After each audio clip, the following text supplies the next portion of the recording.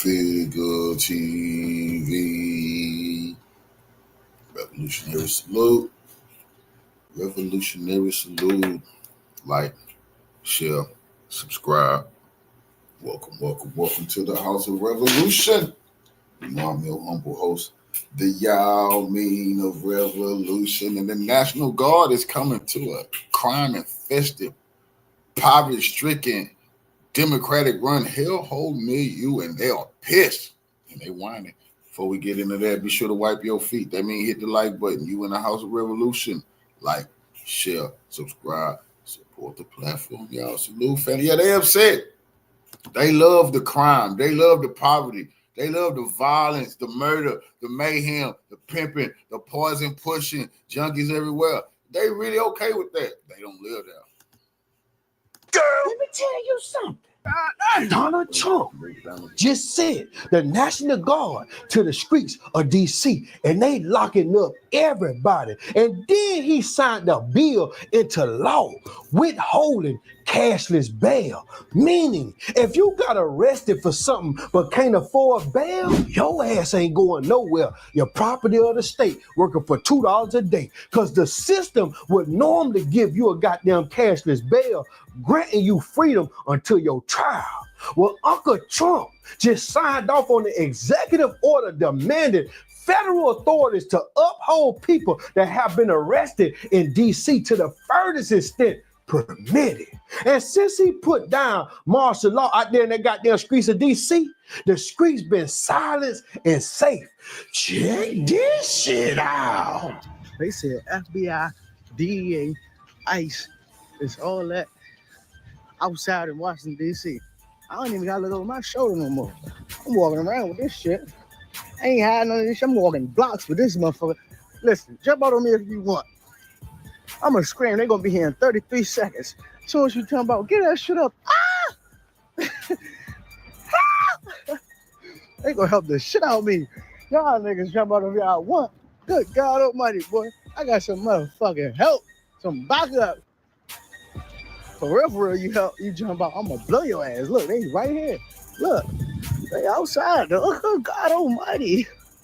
I could just scream. They going to help me. So since that worked, Trump got a goddamn different plan now. Trump directing all his attention to goddamn Chicago. He's sending them National Guard out there to O-Block. The National Guard has done such an incredible job working with the police. And we haven't had to bring in the regular military, which we're willing to do. We have to.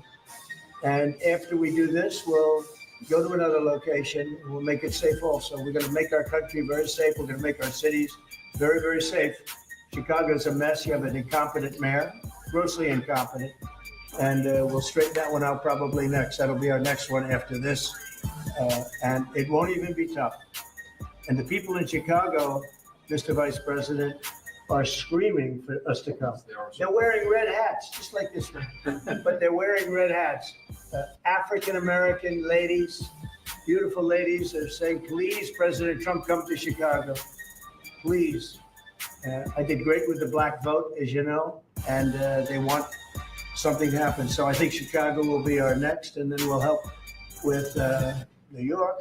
Yeah, and then he going to the Orange Mile out there in Memphis, because Trump got a plan to crack down on crime in the goddamn U.S. most dangerous areas of the world. And if Donald enforced that cashless bill like he did in D.C., in Memphis, and goddamn O-Block Chicago, the streets gonna look like a ghost town in Memphis and Chicago. But the question is, would this type of enforcement actually be helpful or harmful? Because many people think that Donald is testing his power to control and patrol by pretending like he's attempting to protect and serve. People are reacting with different responses. Check this shit out. Our children can't walk around the community without fear of being hurt or kidnapped or having a drive-by. So it's what these numbers that they're expressing, we don't feel it in our quality of life. Now, here's my question to you, and I want you to comment below. Do you think that this will make America safe again? Do you think that this will make the hood safe for your kids and give them a better chance at dodging death in prison in the future? Or do you think that this will empower the trumpet to go further into controlling humanity, into dictatorship? What you think? Comment below, let me know. Now, I am for the safety in the community because, boy, let me tell you something. Black on black crime is definitely worse than the KKK, but they ain't deploying them goddamn National Guard on the KKK. They coming for us today. So I want to hear what you got to say. Comment below, let me know how y'all feel about the situation. The damn blackface KKK is out of control. Yeah, they goddamn black Ku Klux Klan asses in fear now, though, ain't they?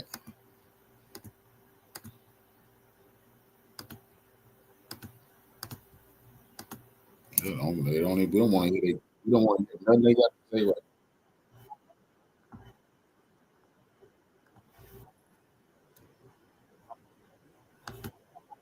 Hold on. Unpopular opinion. So Donald Trump wants to send the National Guard into Chicago, Illinois. And of course, he's getting a lot of pushback from the Democratic Party and, other liberals. And I just have one question. What do we have to lose by doing that? I thought it was, the government's position that they wanted our streets safe. I thought they wanted our kids to be able to go to their local parks and play basketball. I thought they wanted our elderly to be able to walk the streets without the fear of being riddled by bullets. I thought that's what we wanted, people. I thought we wanted to be safe. Hey, look, I don't with Trump like that either. But sometimes common sense is common sense. But I guess sometimes it's not common. What's going on, everybody? Welcome back to the channel. We got to talk about it, man. We got to talk about it because you got people from both sides of the aisle. If it's not poverty and crime and all that bullshit for them to campaign on, they lose power. They don't. That is psychologically something black people understand. They want to keep you in fear and in danger so they can get your votes. That want to see something done in a lot of these crime-ridden cities around the country. I know the president mentioned going out to Chicago. Obviously, he's had some success down in D.C. There's been talks of going to Baltimore, New York City, and a multitude of other places around the country. And for whatever reason, you have a lot of people up in arms about this. And I don't understand why. Because we have two major events coming to our country within the next 3 to 4 years. Next year, we have the World Cup coming, and it's not just going to be isolated in one city. It's actually going to be in a multitude of cities in the country and a multitude of cities in North America in general. It's going to be the largest World Cup event in the history of the daggone event because they've added more countries, they've added more teams to the tournament. And then you got the Olympics coming out to going out to California. I believe that is 2028, if I'm not mistaken. So, yeah, we want our country to be presented to the world in a positive light. We cannot have people come into our nation getting robbed, getting, unalived, and so many other things. We just can't. We can't have the carjackings. We can't have this. And we're about to have the world come to our nation next year and then again in another 2 years. This shouldn't even be controversial. We know that places like Chicago, Memphis, St. Louis, Kansas City, we know that these cities, they got issues. There is a running theme as well. These cities are also liberal led. Now, some of them are in red states, and we're going to talk about that a little later in this video here, about the power that governors have in comparison to the type of power that mayors have. But there is a direct correlation is that all of these cities are liberal led. And not only are they liberal led currently, they've been liberal led for a very long time. I got a couple clips to share with you guys. Like, share, subscribe, watch the video all the way through. Turn the notifications on to all so you never miss an upload. Let's get into it. If Black Lives Matter, how come in the past 11 days since President Trump has federalized the DC Metro Police, no black individual has been unalived? I'm going to say that again. How come in the past 11 days, no black person has been unalived in DC since President Trump has taken over the DC Metro Police. There's a stat that says in the past 7 years in DC that Black people are 112 times more likely to be unalived than white people. So if Black Lives Matter, the left, Democrats, progressives, how come you all are not celebrating that no Black person has been unalived in the past 11 days in DC since Trump took over? And he's absolutely right. And the reason is because Black lives don't actually matter to them. Because the truth is, if they mattered, they wouldn't push the pregnancy terminations the way they do. If Black lives actually mattered in this nation, they would be celebrating in the streets right now of DC and other places around the country about the fact that there's been a multitude of lives saved in DC. I heard a stat, one, that this is the first week in DC that no homicide had been committed in over 35 years. That's crazy. The other stat that came out was they're used to 1 to 2 homicides happening about every other day.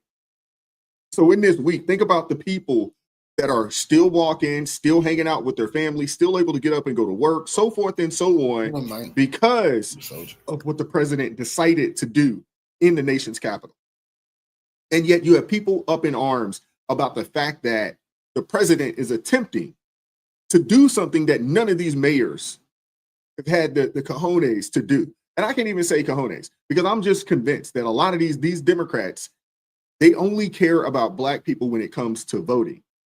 They don't actually care about the communities, because if they did, they would do something about it. They don't care about their education, because if they did, they would do something about it. They choose not to. And no one actually really talks about the root cause of the issues in these communities. Now, there's going to be some people in the comment section and say, hey, white people commit more crimes.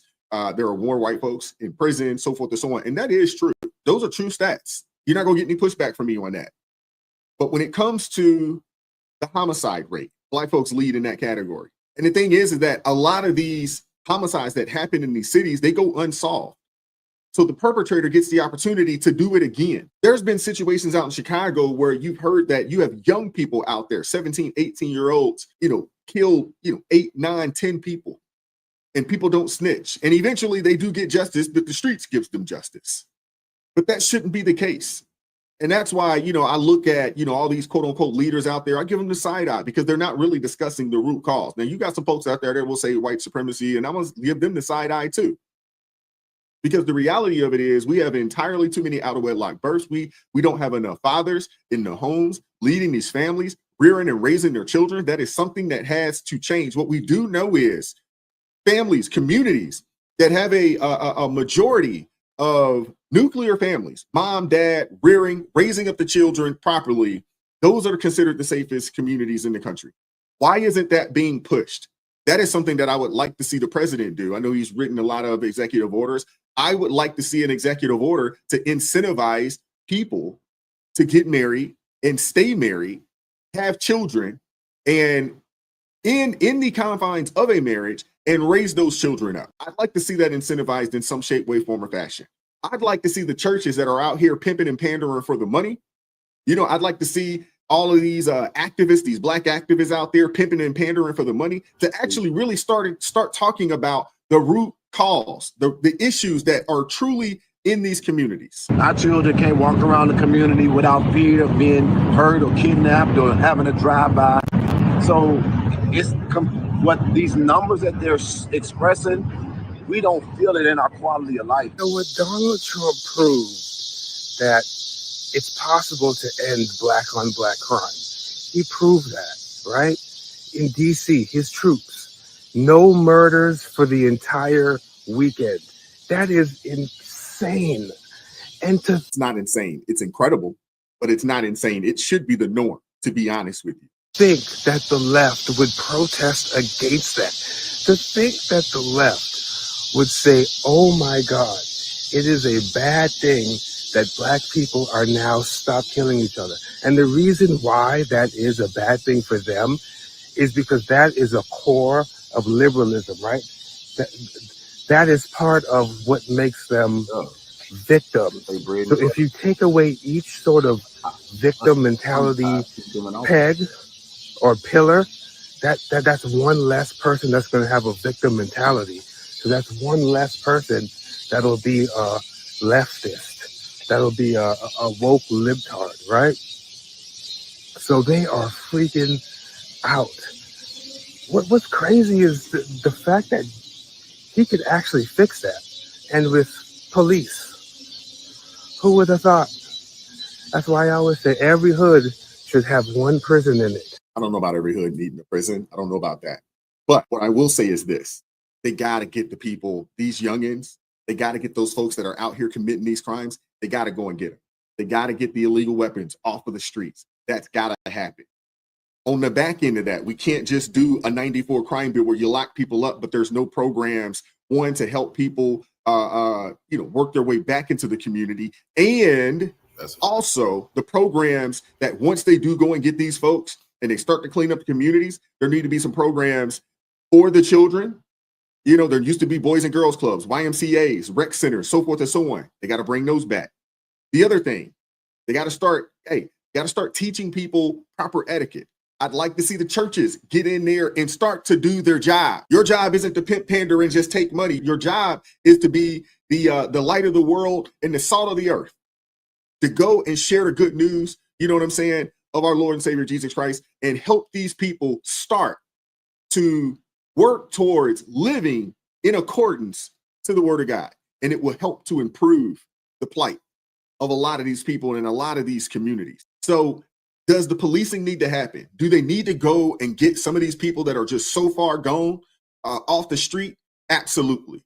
But on the flip side of that, you got to get some people in there that's trying to teach, you know what I'm saying? Trying to teach and educate the community, you know, and we need to start to incentivize. I hate to say it. We got to start to incentivize people getting married, men stepping up and being fathers.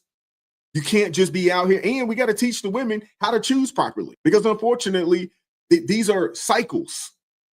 And, you know, mama did it, daughter's going to do it, and the granddaughter will do it eventually. Somebody's got to break that curse. Somebody's got to break that cycle. There are some things that need to change. So there are things on both ends of the spectrum that needs to be done. It can't just be, we're going to go lock everybody up. That just can't be. There are a lot of people that need to go to jail. But on the flip side of that, how do we keep this from happening again? And there are some things that can be done, you know what I'm saying? Going to get these young people, starting in the elementary schools, middle schools, things of that nature, maybe some of the high schools, we can help them. And really starting to help the parents, seriously. We got to go there as well, because I get it. There have been people out there that have said, oh man, if he goes in and just locks everybody up, that's not going to solve the problem. I agree with that. That's only one part of the problem. Or solving the issue. There's another aspect that needs to be discussed and that needs to be worked towards. And I'd like to see some federal money go, you know, into some nonprofits that are going to do the right thing.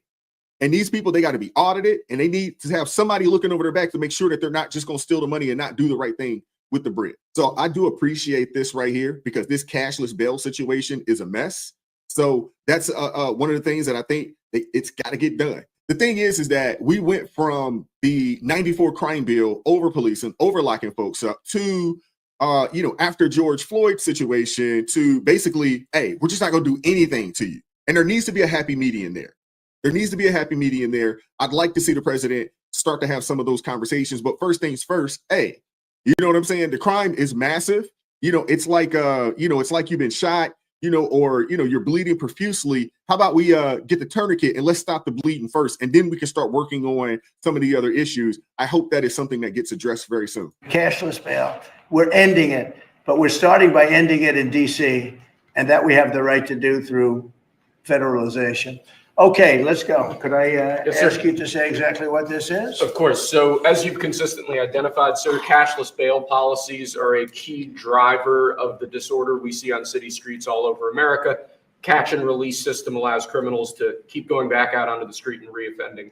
What this executive order does, it charges your attorney general with identifying jurisdictions all over the country that have cashless bail policies, and then it withholds or revokes federal funds and grants that are flowing to those jurisdictions to ensure that we're only supporting the people who have reasonable common sense policies around crime. So what area does it cover? Potentially anywhere that has a cashless bail policy. So some of the largest cities, some of the most left-wing states in America. Almost all of them, right? Illinois would be a great example of that, sir. Oh, they have a great cashless bail. You don't even have to go to court sometimes. No, Illinois, I love that state. It's a great state, but it's run so badly by Pritzker. They threw him out of the family business and he becomes governor. Now he wants to run for president. I don't think that's going to happen. Okay, we'll sign right here, right? Sir. So important. And this isn't Republican, Democrat. This is, and by the way, most Democrats agree with us. But this is just, we got to bring our country back.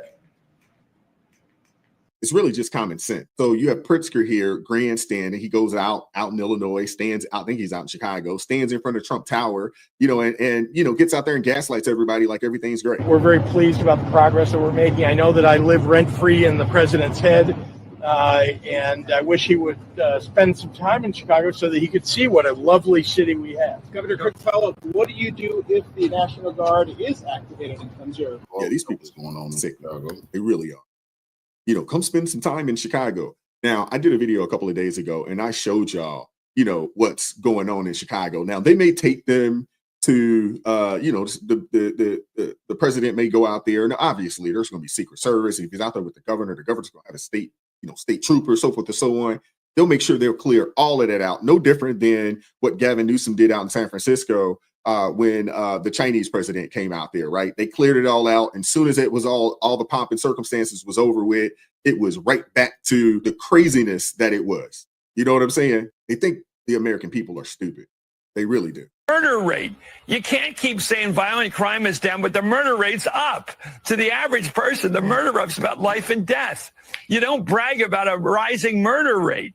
And the Democrats are, I agree with you, Mika, they're falling into the trap of defending what's indefensible. It's a trap. Yes, it's a trap. I mean, if it's not a winner politically to say, oh, you're wrong, look at the data. Because, if one violent crime happens in a very heavily populated part of the city, people hear about it and it's visceral. They don't want it. And they'll gravitate to the person who appears to be doing something about it. It's wild. When you have MSDNC out here siding with the president, it's wild. But the reality of it is that Democrats are on, the president said it's 97-3. They're on the other side of every 97-3 issue. But we'll just, for the sake of matters, we'll say they're on the wrong side of every 80-20, 90-10 issue out there. They're on the wrong side of it. And the fact that you have people out there advocating for crime, you know what I'm saying, to continue as is, business as usual. These are people that you just cannot afford to trust. You just can't. You just can't.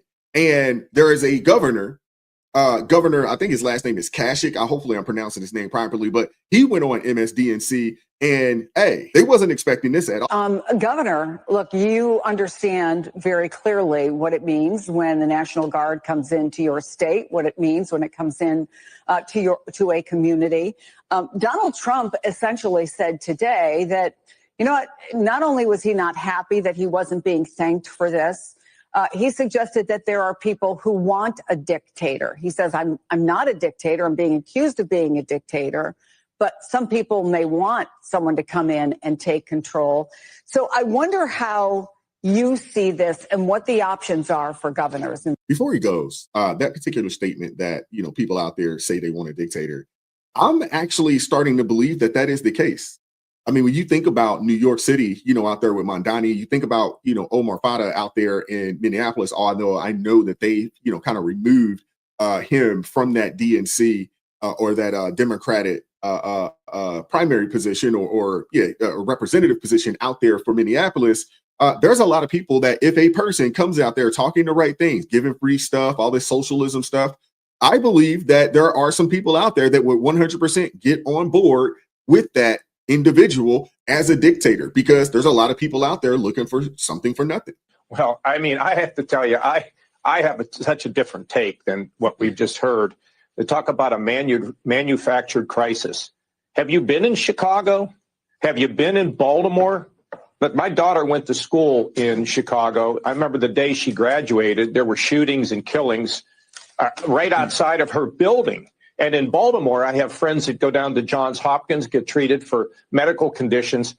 I mean, they are nervous about ever going there. There are parts of Baltimore that he tells me he wouldn't go into. And this is not some right-wing person. This is somebody who wants you can try it, family. I don't know. Able to go into some of our great cities and be able to be safe.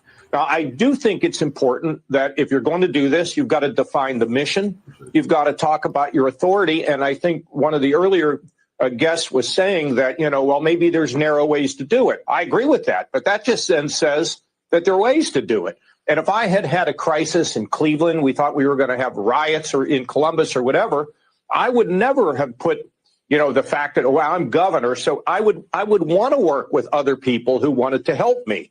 And look, what's been happening in Chicago has been terrible. The crime rate is high. The gang problem is real. I tried to get Arnie Duncan, the former education secretary under Obama, to run for mayor. He's out there trying to work to get, to deal with the gang problem.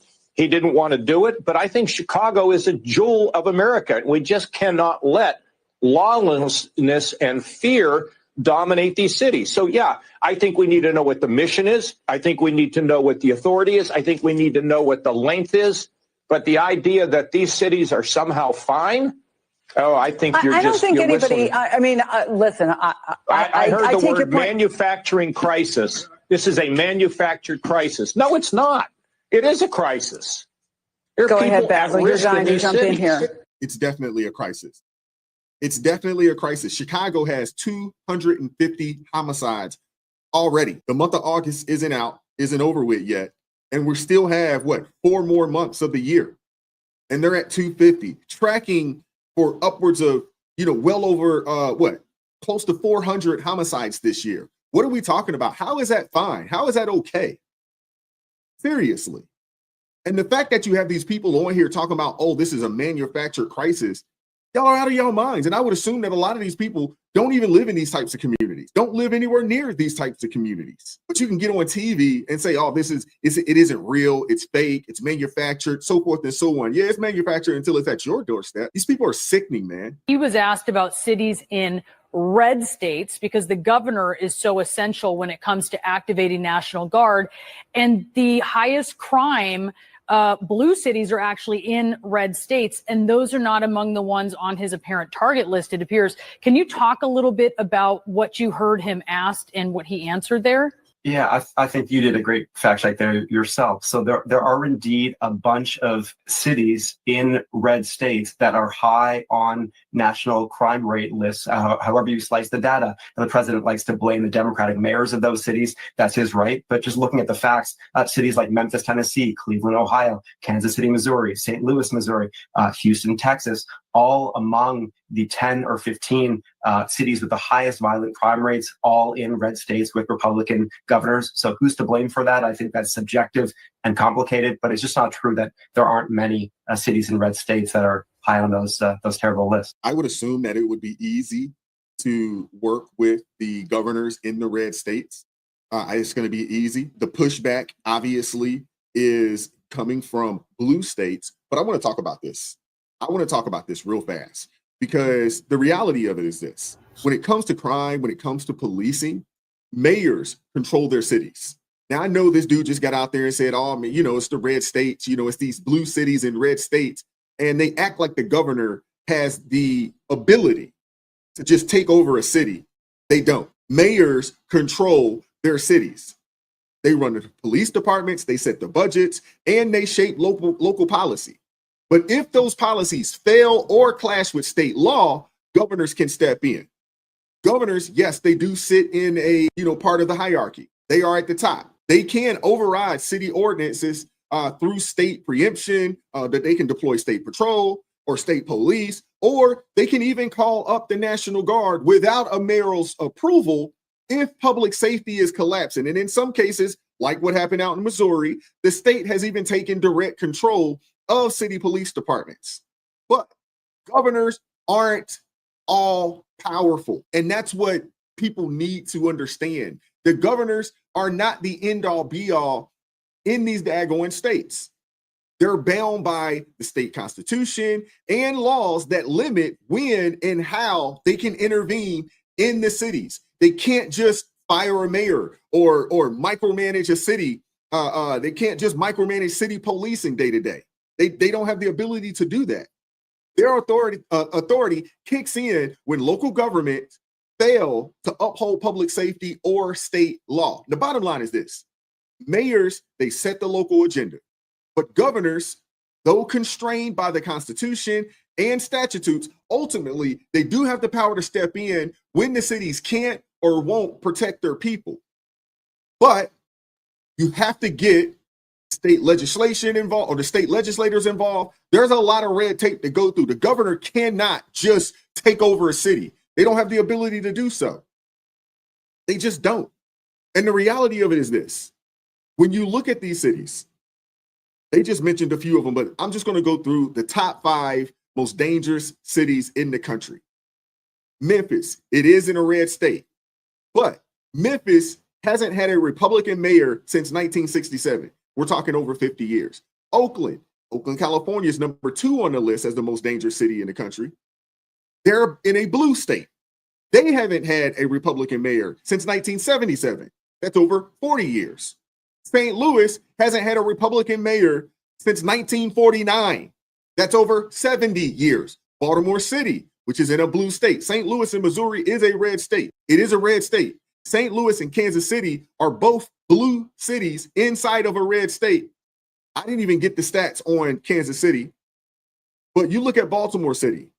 They haven't had a Republican mayor since 1967, over 50 years. Alexandria, Louisiana, and I'm sure a lot of you guys don't even know where that is. Inside of Louisiana, we know that Louisiana is a red state, but Alexandria, Louisiana is considered the 5th most dangerous city in the country. It's been Democrat ran for 150 years. You'd have to go back to 1872 to find some Republican leadership in that city. The governors don't have the type of pull that CNN or mainstream media wants to make it seem like when it comes to dealing with these cities. They just don't. And they're being disingenuous.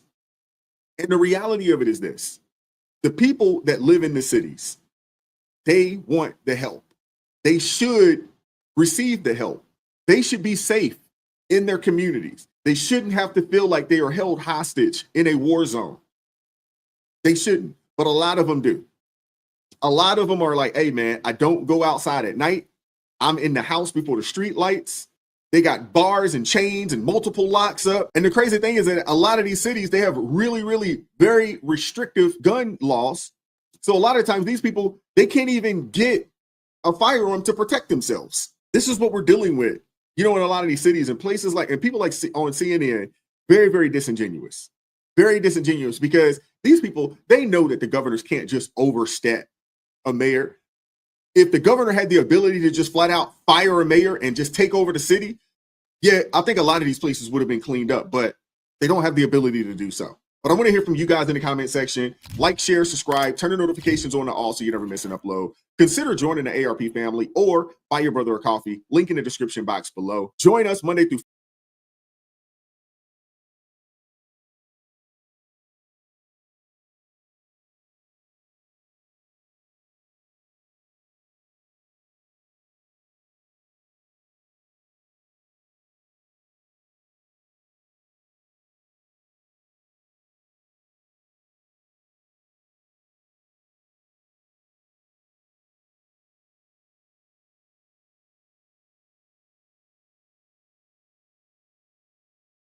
we are being targeted because of what and who we represent. Mr. President, do not come to Chicago. I'm willing to go to Chicago, which is a big trouble, but we have a governor that refuses to admit he has problems. It's unbelievable, right? Illinois state and local leaders fight to keep the National Guard out of Chicago. They say crime going down. But here are nearly 36 shootings in Chicago last weekend alone. 6 of them are fatal. Take a look at this. We'll slowly pan over. And petrified residents say they have had enough. I don't see a reduction in crime. I see crime everywhere. We've got a lot of challenges. We've especially had a lot of challenges the last 5 years. It's a good thing that Trump is doing something about the crime rates. I mean, that's what these people think. And these are what the numbers say. Look at the shootings in the timeline. And as I do that, let me bring in my next guest. He's made it his mission to help clean up the streets of Chicago. Project Hood founder, Pastor Corey Brooks, joins us now. So, Pastor, we keep hearing from the mayor and governor, crime's going down, leave us alone. Should we leave you guys alone? Absolutely not. We need to invite President Trump in. We invite the National Guard in. You know, we've had 254 deaths in 233 days. 80% of those have been Black boys. And for anyone in our community to say that things are getting better and that people are safe, that is an outright lie. We need to do any and everything we can to keep our citizens safe. One of the number one priorities of government is to make sure that the citizens of America stay safe. And that should be the number one priority of the governor and the mayor, but it's not, because the only thing that they're really concerned when it comes to Black lives that matter is Black lives that matter that vote. So we need people like you. I'd love for you to walk the streets with a camera and just ask people, what do you think? Would that help your life if there was National Guard here or more cops in your neighborhood with the National Guard holding down different other sectors that are less challenging? Because we look at these numbers, and this is what the governor and mayor are talking about. Murders are down 50%, robbery down 11%, burglary up 8%, felony theft up 46%, misdemeanor theft up 61%, motor vehicle theft up 80%. Those first two numbers is what they're leaning on. Those other numbers are so disturbing, it's sickening. So how do we break this? How are we going to break with Democrat against a Republican, and we end up in a political fight, and the people are not, their needs are not being addressed? We break it by telling the truth. We break it by hearing what the people have to say from the community. There's no doubt about it that crime is still a serious problem in the city of Chicago. Anytime you have individuals breaking in stores downtown in Nordstrom's, that's a problem. We still have mothers who are burying young boys and their sons are dying prematurely. That is a serious issue. And for individuals to make us try to feel as if we're witnessing things getting better, that's not right. It's distasteful. And for those who live in our community, we realize that's a lie, and we realize that something needs to be said. That's why I'm speaking out every time I get a chance, because I bury these Black boys. I see the mothers who are crying. I see the deaths that are going on every day, and I witness the crime in our community every single day on the sidewalks. So he says murders are down, but for 13 years, Chicago has the most murders of every U.S. city. He says numbers go in the right direction. 7 consecutive years, Chicago has had the highest murder rate among U.S. cities, with more than 1 million people. I mean, this is as bad as something you would see in a Middle East city, who is going through massive unrest. You used to be able to see in Syria. But so to do that, Pastor Brooks, you need the Black community or the urban community, I don't care what their heritage is, to stand up and speak out and say that mayor with 18% approval rating doesn't speak for me. How do we break this deadlock? We do it just by doing what I'm doing today. Listen, I realize that the National Guard is a temporary fix, but it will calm things down. It's up to organizations like ours to continue to do the solutions and bring the help that we need. But we have to speak out. We have to say something. We have to let the world know that this is an issue in Chicago, and we can't let the mayor nor the governor dictate how that is said. 254 deaths in 233 days. If that were happening in any other community, it would be chaos. Right, Pastor. The mayor says this is a race thing because the white president doesn't like Black people, essentially, to paraphrase. Would you meet with the mayor and tell him what you just told me? Yeah, I would tell the mayor exactly that. I would tell the mayor and the governor that, listen, 254 deaths in 233 days is a serious problem. This isn't about race. This isn't about President Trump. It's about the safety of American citizens. It's about the safety of people who live in Chicago. It's about the mothers who are seeing their children die every single day, being shot and killed. And we need to do any and everything possible to make sure that we stop the deaths in the city of Chicago. And just for the record, you have not met with him, right? No, I have not met with him, and I very seriously doubt that he'll meet with me. Well, he should, if he wants to solve problems. He also rejected the thought of adding more cops. Says it's not going to help. He wants more housing projects. That is the mayor the people of Chicago elected. What an embarrassment. Pastor Brooks, you're a huge asset. Hopefully the mayor will realize that. Thanks so much. Thank you. I appreciate it. I'm Steve Doocy. I'm Brian Kilmeade. And I'm Ainsley Earhart. And click here to subscribe to the Fox News YouTube page to catch our hottest interviews and most compelling analysis.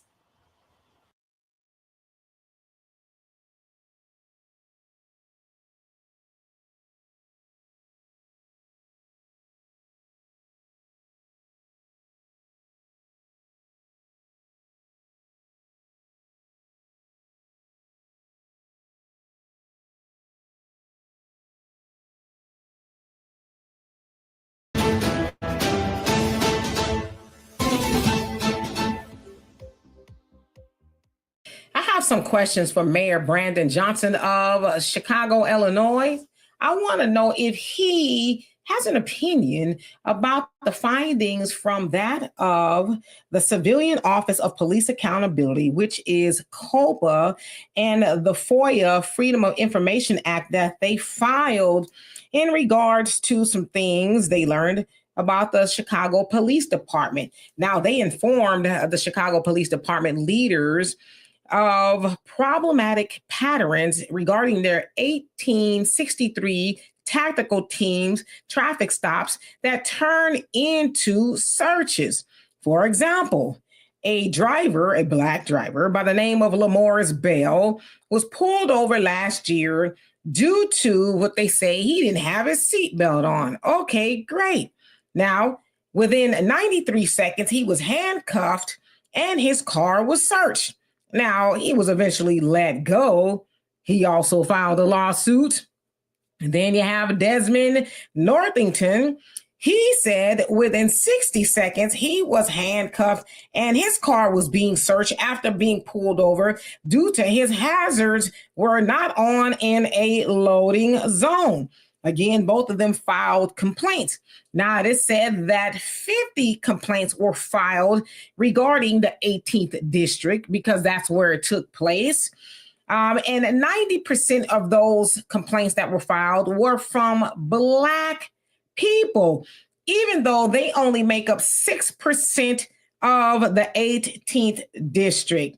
Now, COPA is saying that those stops are unprofessional, disrespectful, and most importantly, unlawful.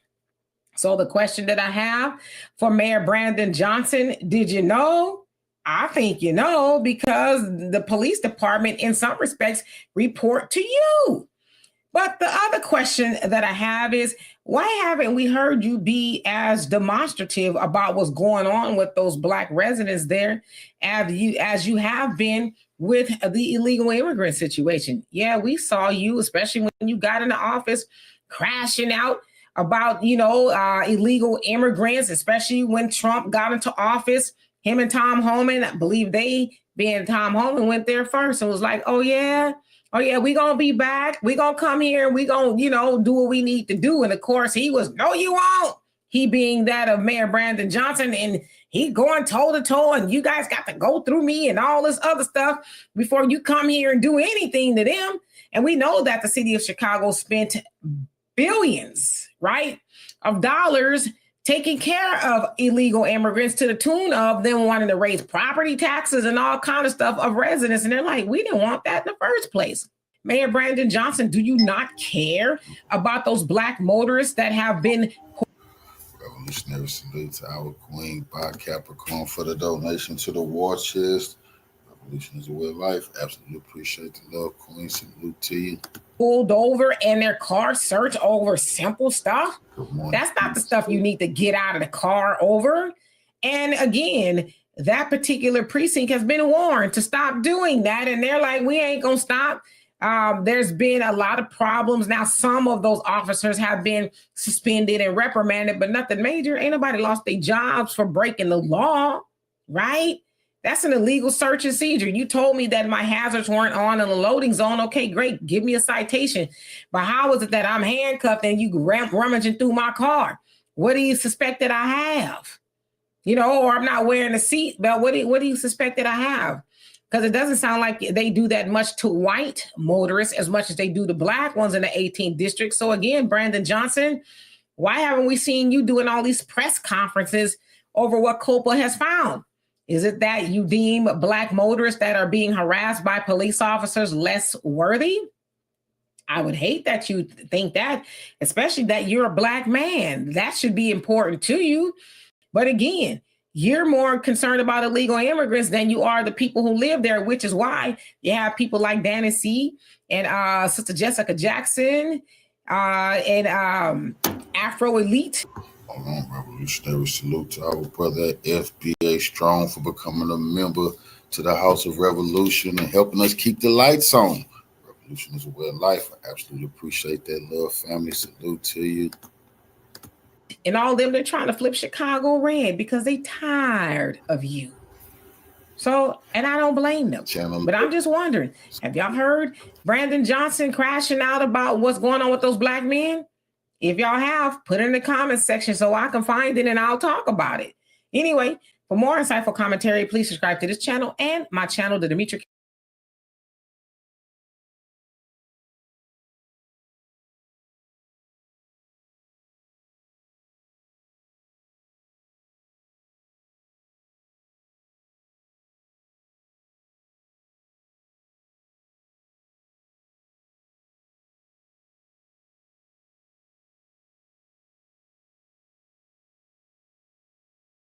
People have been talking about DC, but most people that have been talking aren't from DC. Some of them have visited. Very few have actually lived their lives in DC. So without further ado, man, I want to bring my brother up, man. DJ Knock from DC to talk about it with me, man. Give it a round of applause for this brother. Yeah. Yes, sir. Yes, sir. And look, and this time, Knock, I see that my people in my comments are here, so I see them.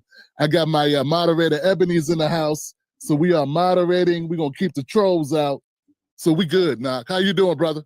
I'm doing good, man. Absolutely. Not a single complaint. Not at all. My brother, man. Look, man, DJ Knock, let me say, I got some notes here I want to say. He laid out the history from LBJ to Ronald Reagan to today.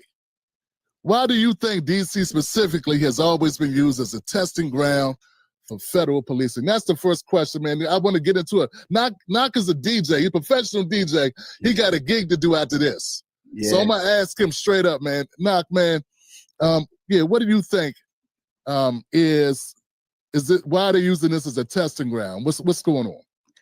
It's the only territory that he has control over. You know, DC is not a state. You know, it is federal territory. It's where all the country's business is being handled at, et cetera, et cetera. You know what I mean? So this is history. It's happened before. And I think that's how you caught on to that video. A lot of people had started going crazy. And of course, it was a lot of the younger ones because they had never seen this before. So it looks different to them, you know? So I wanted to point out that I've seen this a couple times, you know what I mean? Like it's nothing to us, you know what I mean? But we got, DC is packed with a bunch of people that's not from here. It's a whole bunch of them, you know, through that whole gentrification process. Yeah. It's crazy. Absolutely. Yeah, but that's a great point, man. Like, you know, just to make up a DC, it's changed so much, which is another thing DJ touched on, man. When I saw his video, man, he was touching on that. I said, you know, man, DJ Knock, man, tell these people, man, about the changes in the complexity, or I should say, who's in DC now, which kind of morphed over the years.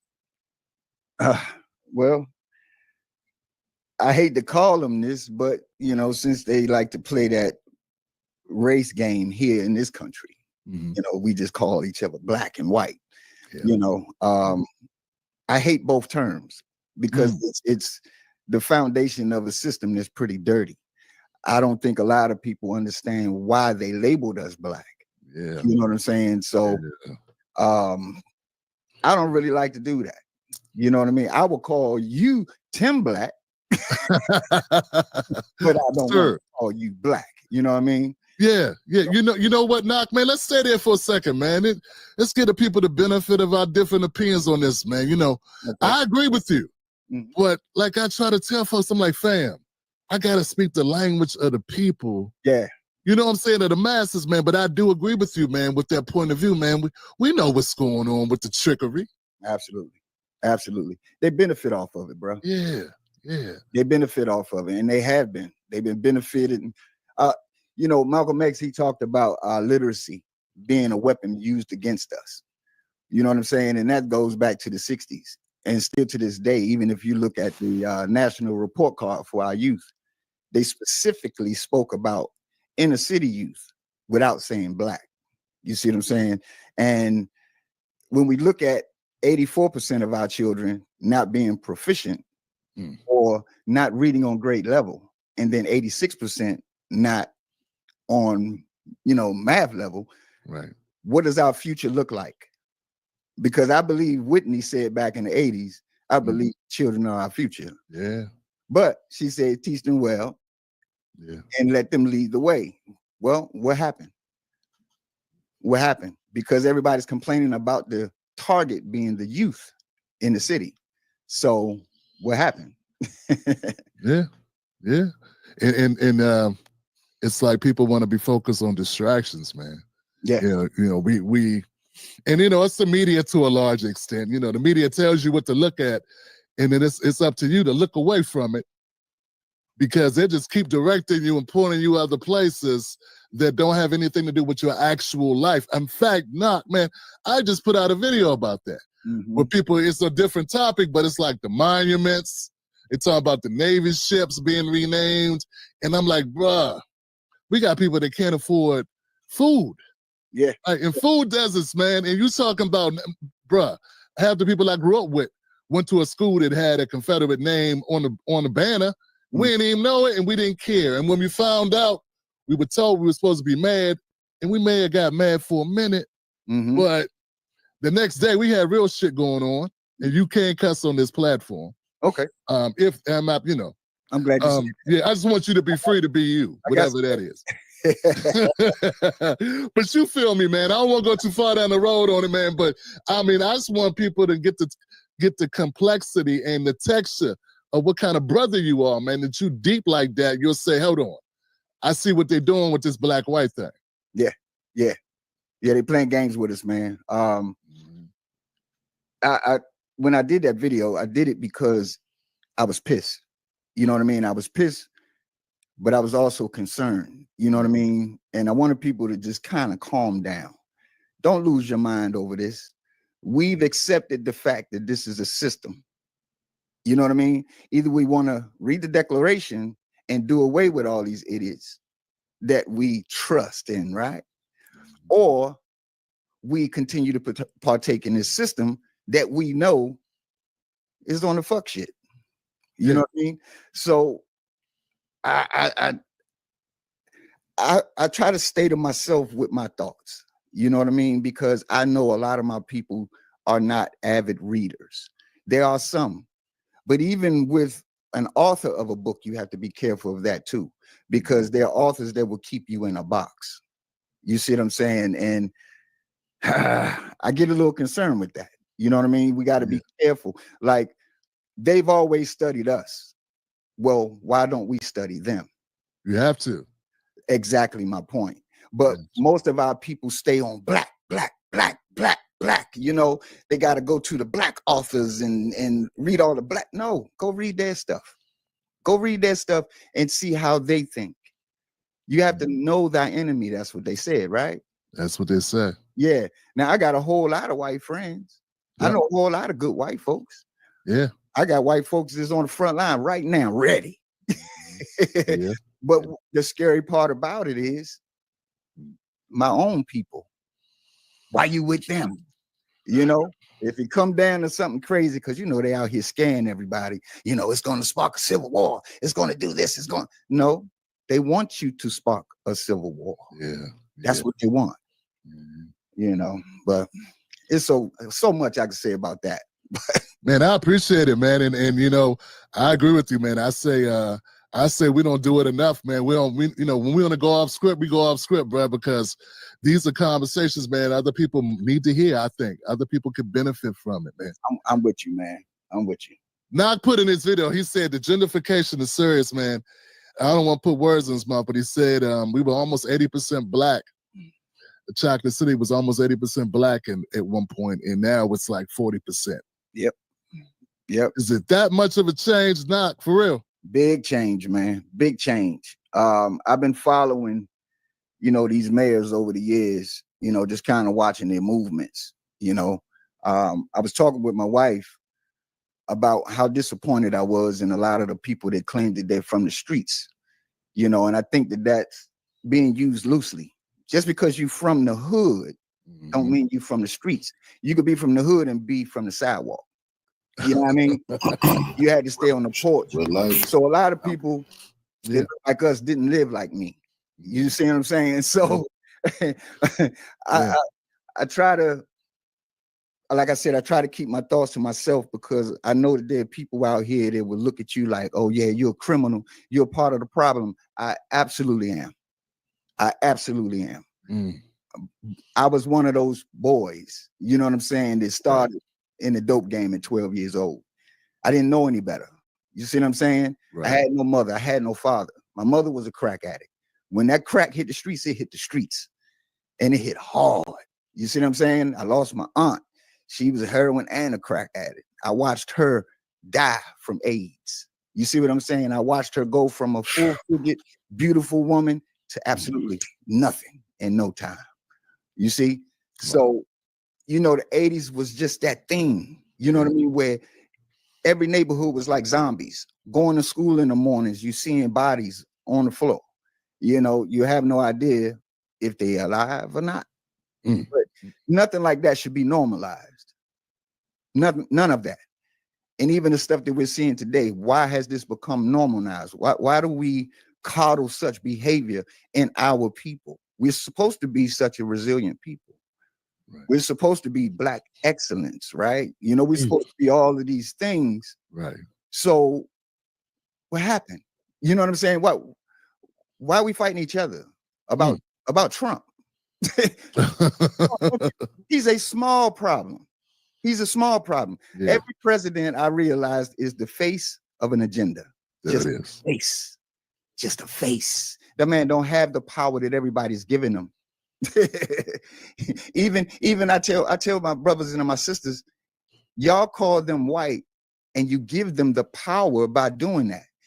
If you look at them when they were in their native lands, they hated each other. Polish didn't like the Germans. You know what I'm saying? The Germans didn't like the Czechs and so on and so forth. They didn't like each other. But once they come over here, we call them white. Partake in the system that is destroying us. You see what I'm saying? So I think we all have to continue having these conversations regularly, you know what I mean? And inform everybody, because our white brothers and sisters need to know this stuff too, because they too have been told a lie. Right. It's true, man. It's true. It is. I tell people all the time, man, I say, not only black people living under the system of white supremacy, so are white people. Hell yeah. And we all contaminated with the same propaganda. We watch the same shows. We consume the same media. So, when people start getting into it's black on black crime, black people don't love each other. We don't stick together. We don't do this and yada, yada, yada. I'm like, well, the environment that we grow up in has, penetrated some of the mindsets of the people, and that's, don't get it twisted. I don't agree with it. I don't accept it. I hold people accountable. But remember, there's a media machine that billions of dollars, trillions of dollars gets punched into it. Yeah. That spits out this stuff. People don't come to these conclusions all by themselves now. Yep. You know what I'm saying? DJ Knock, when Reagan and LBJ brought in the God, what did they actually mean? What did that mean for everyday Washingtonians, man? I was in Maryland. I was born in DC General Hospital. My dad from Southeast, my mom from New York originally. We moved out of DC when I was in elementary school. Where I moved to in Forestville, you know it. Oh yeah. Over there, not far from Forest Village Mall, right off Pennsylvania Avenue. I lived all that area, but bruh, it's not the same thing, because I know it's not the same thing as growing up in the heart of DC, because y'all had them summer jobs. We ain't had them. Nope. Y'all had school buses. We did. Oh shit. Okay. And y'all didn't get time off like when it snowed like we did. Nope. We had to walk to school. I remember that. Yeah. We had to walk. Yep. That's for sure. Yeah. You know, PG County was considered, I think they called for PG County being the second richest black county in the country. But they don't talk about the homelessness and they don't talk about the crime. Nah, they don't. See, through the gentrification process that happened in DC, a lot of the baby mamas, as they call them, you know what I mean? Yeah. They gave all the girls them housing vouchers and told them they could move wherever they wanted to. And they took advantage of the, what bill was that? Obama, he enforced the AHHA bill or something like that. It's not ringing a bell offhand, but there's a bill that they had actually enforced in 2015, I believe. And that's when the big boom happened. They were giving everybody all these housing vouchers, and they made it so that no homeowner who was renting could discriminate against someone with a Section 8 voucher. So what you saw was this infiltration of suburban neighborhoods from PG to Montgomery counties. They went out to Frederick County, Hagerstown. They started moving all of these girls wherever they wanted to go. And a lot of those girls took those deals and went far. The same thing they did back in the 60s, you know, in the welfare state. You know what I'm saying? They gave all of our women all of these vouchers and welfare. They had to get rid of the men and so on and so forth. And then here comes this nation divided, so to say, you know, but they enforced that rule. They gave out them vouchers, and then PG County became Sin City. Sin City, bro. I got a coworker recently that got popped twice in the back.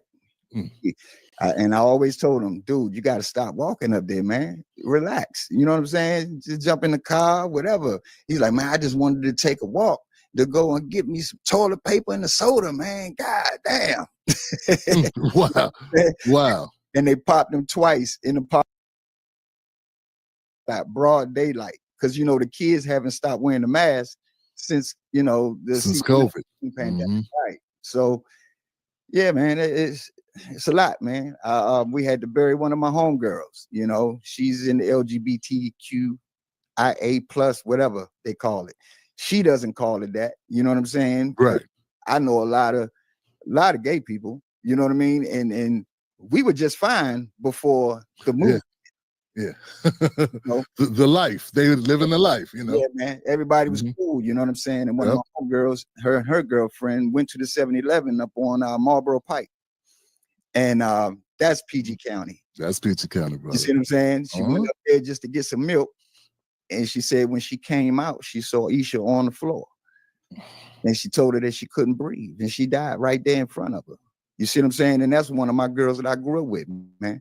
So stuff like that breaks my heart, man. Just sitting here talking about it right now, I'm starting to tear up, you see, because I'm tired. I said that in the video. I'm tired, man. I'm tired. All this stuff has to stop. It's got to stop. You know, it's too much. It is, man. You know, you remarked that, you know, you've seen some of the gentrification. You've seen the guards come through last time when it was Reagan. What did that mean for people on the ground, man? How did people react to it? Were people, because I'm seeing these cherry-picked videos where black people seem to be all right. They showing videos, brothers like, this is good. I got a sister walking by the monument or Union Station going, wow, look at this. Nobody's out. This is great. What was the reaction back when Reagan did it? We were scattering. We were scattering because everybody was foul. Everybody was wrong. You see what I'm saying? Like when I was like 11, 12, I used to take cars, you know, from the big homies around the way.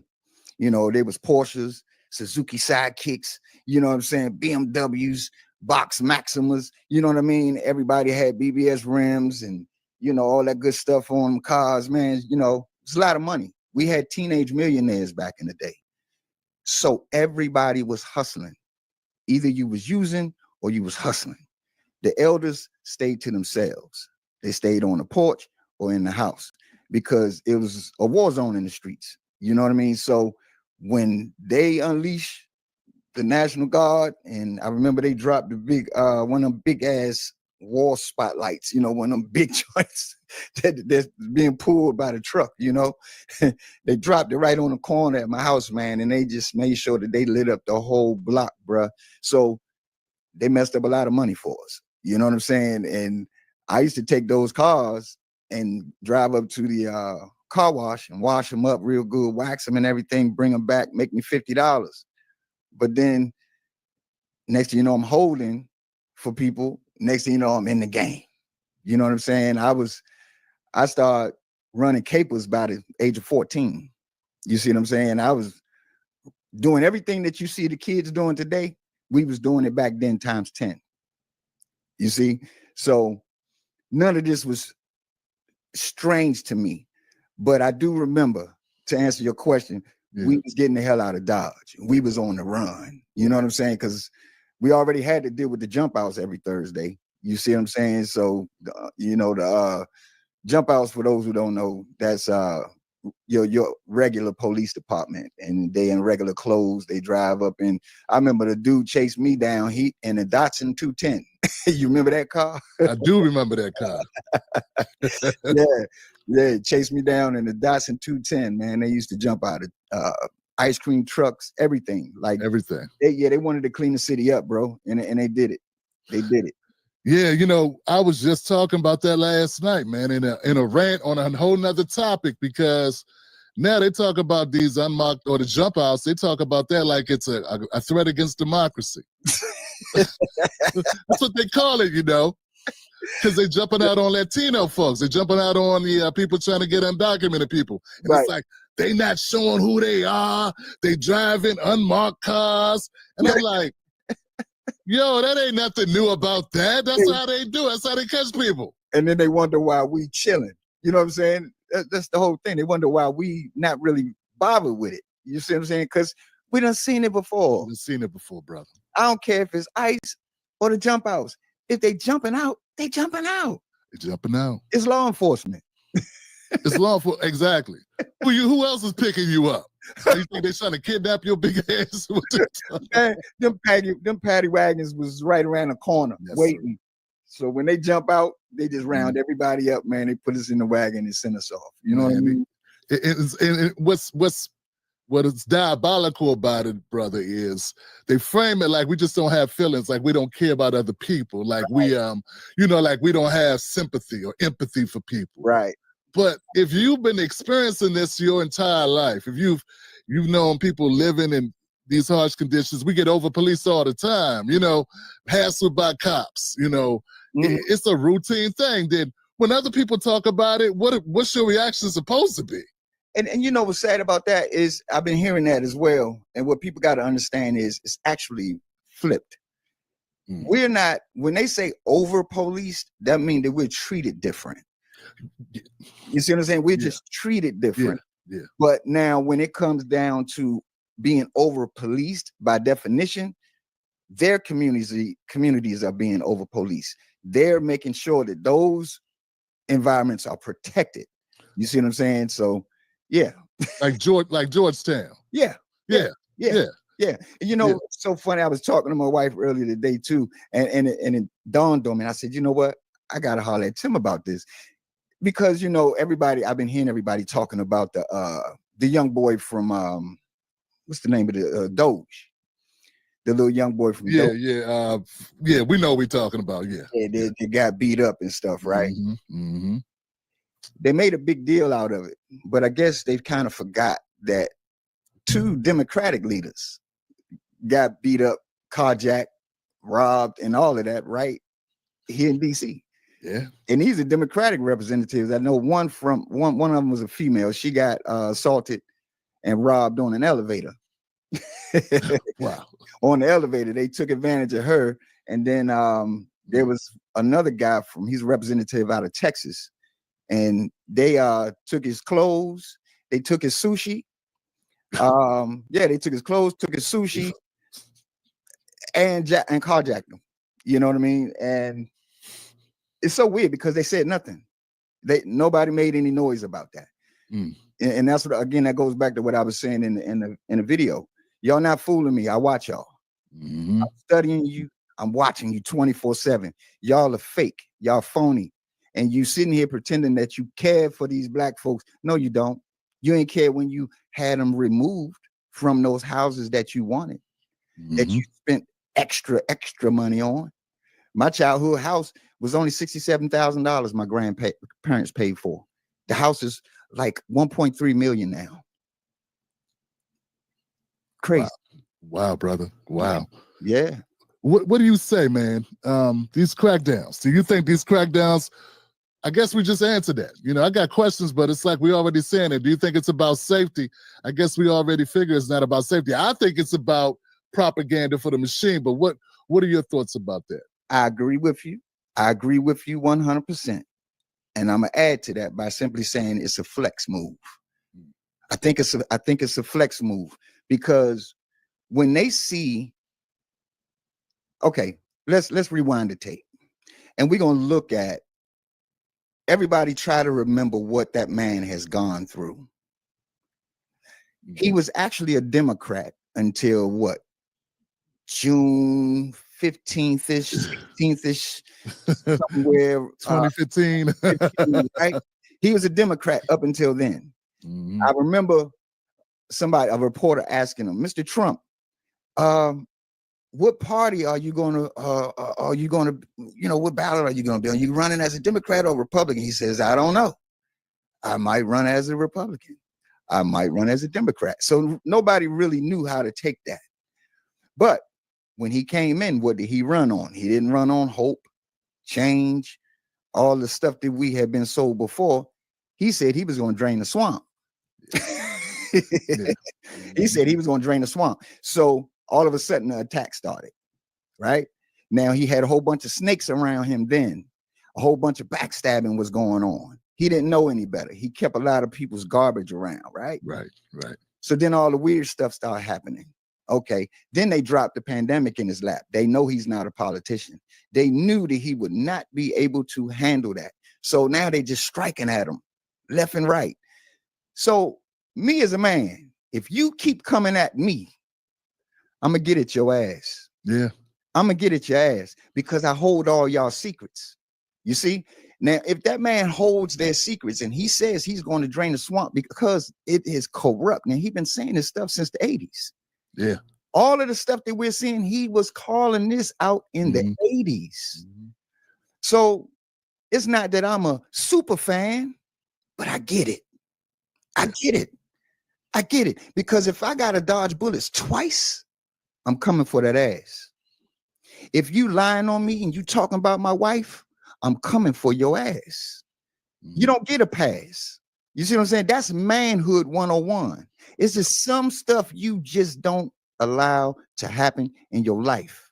You see? So all the stuff that he's doing, have at it, brother. Even Minister Farrakhan said that. Go on, baby.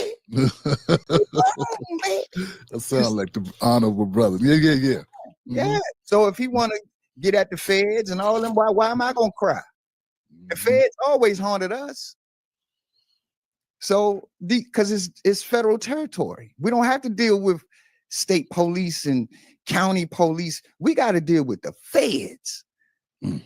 We don't get to go to a state prison. We got to go to the feds. Yeah, it's real talk. We don't get to do two numbers. 9.5 to 7, 17 years. No, we got to do a flat number. We get treated different. DC is heavy in the prison system. Wow. You know what, brother? I don't think a lot of people understand that. No, they don't. They just do not understand that. My cousin did a dime. He was basically just over being a teenager. I got a cousin right now doing 3 life sentences of 60 years apiece. He's down at ADX in Florence, and everybody knows him. But yeah, I got a lot of guys that's just coming home, and I will say that's because of Trump. You know, so yeah, they've been locked up ever since the early 90s. So the feds coming in, DHS, DEA, FBI. It's a lot of alphabet soup coming in Washington, D.C. Have you heard people tell you, man, any neighbors, friends, whatever, what have you there in D.C., man, have they told you that they're getting harassed, like heavy-handed tactics of the cops? Or what's the report, bro? Nah, none of that.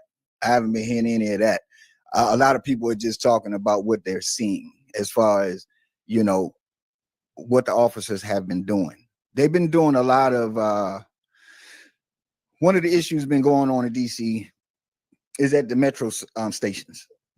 And a lot of America's workers, whether they're from out of town, coming here for some sort of big, massive seminar, meetings, things of that nature, they have to get on the subway.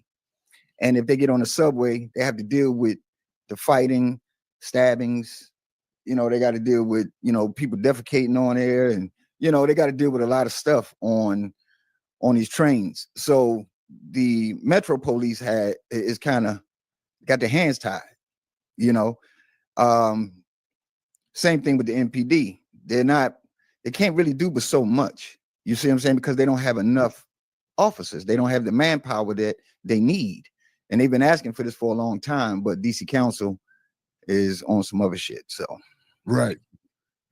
Which we should talk about. We should talk about DC Council, at least to a certain degree, about, why this hasn't been done. Because if people are finding it beneficial, hey, look, man, I'm not here to tote the line for Democrats or Republicans. Maybe if the people, you know what I'm saying? But that we need to let people know that, for the record, I guess they could tell, but Knock is not a Democrat or a Republican. No, sir. People need to know that, right? Because they be tripping, man. They so used to it. If you say anything positive, even remotely positive about Trump, they call you a Trump supporter. You know what I'm saying? Now, I will admit, I'm a Democratic Party hater, though. I can't stand that's me. And we twins, man. What's your mama name? What's your dad's name? They've been lying to my people so long, man. It's like I tell folks, man, if you go to a restaurant and you want your money back because the food was bad, you can't go to a restaurant you ain't been in and bought food from. That's a fact. So we're not buying from the Republicans. My people been buying from the Democrats. So that's who I want my return on investment from, because we've been giving all our money and all our votes to them. Yeah. You know what I'm saying? Look, my only defense for the Republicans is I get it. Again, I say I get it, because people are like, well, what the fuck the Republicans did for us? They ain't never did shit for us. I said I wouldn't do shit for you either. If you don't fuck with me, why should I do anything for you? You know what I'm saying? Like, again, we get so blinded by watching television and letting media program us. They shape our culture. How in the fuck do we allow these people to shape our culture and change who we are? I'm not going to let anybody infiltrate my soul, my manhood, and change anything. I don't give a fuck who you are. I stand on it. You see what I'm saying? So why would I do anything for you if you don't rock with me? It does not make sense. Doesn't make sense, fam. And then if I did, guess what happens? I'm a bitch ass nigga, right? If you did, I mean, yeah. I mean, if one hand's supposed to wash the other. I mean, think about it, Tim. If me, you, and about 5 people from the chat are all close and we hanging out, but for some reason I don't like you, Tim. I don't like you, bruh. And I'm telling the other 5 people in the chat, man, fuck Tim. I can't stand this motherfucking ass. Black motherfucker, fuck Tim. The motherfucker, you know what I'm saying? Like, and I'm saying shit about him. Man, every time I see him, man, I want to punch him in his face. But then, Tim, you come around the corner, right? And you join us. And then as soon as you get around, I get quiet. And I even dap you up. Yep. You see what I'm saying? What's up, Tim? What's going on, bro? You know what I'm saying? Yep. But when y'all, when you leave, everybody be like, I thought you said you was gonna whip his ass. You said you ain't fuck with him. Yep. You know what I'm saying? And now I'm a bitch. And that's how I be looking at my people. If you are sitting talking all this shit about these people, do something. Do something. I get so tired of this race talk, man. You know what I mean? Because that's just not. I guess our generation were very actionary. We were raised as men. We were raised to stand up. You see what I'm saying? We knew how to read the room. We wasn't gullible. We didn't allow these people to change our way of thinking. You know, we had men to be around. Yeah. Now, where the hell are men at? Everybody under the rock. And then when I do see the men speaking up, they says these of you, they talk a certain way. You see? Yeah. That don't represent who I am. Sassy. That's not me. That's the motherfucker don't get to speak for me. You see what I'm saying? So who gave you permission to speak for me? You know? Man, not a single one of the brothers, man, that be on cable news talk with any base or any authority at all. It's like they've all been neutered, man. That's it. And it seemed like the only man, he's an elder now, and that's what's your boy name? The documented rat. Al Sharpton? Al Sharpton. You see what I'm saying? Yeah. When they listen to him, I'm like, he got his stardom actually came from a case that was based on a lie. Oh yeah, Tawana Bradley. Yeah. And a lot of people don't even realize it. Just like he literally took the blueprint from what's the girl's name? Gloria Allred. Her career jump started off of a lie. And then to see just in the past few years, everybody fighting about abortion rights. I'm like, y'all out here fighting over a lie. Do y'all know that this woman that was being hot in the ass, you know, breaking the home rules, went out and got her some thing, right? And ended up getting pregnant and was scared to tell the people, you know, now she got the liberals, you know, the liberal white folks wanted to, you know, coddle her. It's okay. We'll take your case. I got you. Don't worry about it. And then the woman ended up having a damn baby anyway. And then not only did she have the baby, her daughter grew up being an anti-abortionist. Oh, wow. She is straight pro-lifer. So go figure. Right. You can't make this stuff up. It's crazy, man. It is, man. You know, one of the things that DJ Knock, one of the things he touched on, man. Audience, I want y'all to know, man, this number he cited to me. He said 40% of black men in DC went to prison during the crack era. 47%. And when I looked at that number, man, I just thought about that's a number, man. And you know what? No one was calling at the time when that happened. No one was calling Biden or Clinton fascist. No one was calling them Hitler. Everybody was cool. Even the Congressional Black Caucus. Well, some members of the Congressional Black Caucus were with it. What are your thoughts on that, DJ Knott? I thought it was crazy. That's why I said I think they're the party of hypocrisy. You know, I think they're major hypocrites, man. You know, I think that they don't even realize the policies that they put in place. They don't consider them. Like Maxine Waters, for example. Maxine Waters during the 90s did not support. She did not sponsor. She did not support that 91 or 94 crime bill. She did not support it. But when Trump was running up against Kamala and Joe, all of a sudden she backed him. Now, I forgot the old dude's name down in South Carolina. Jim Claiborne. How you doing? Mr. Claiborne.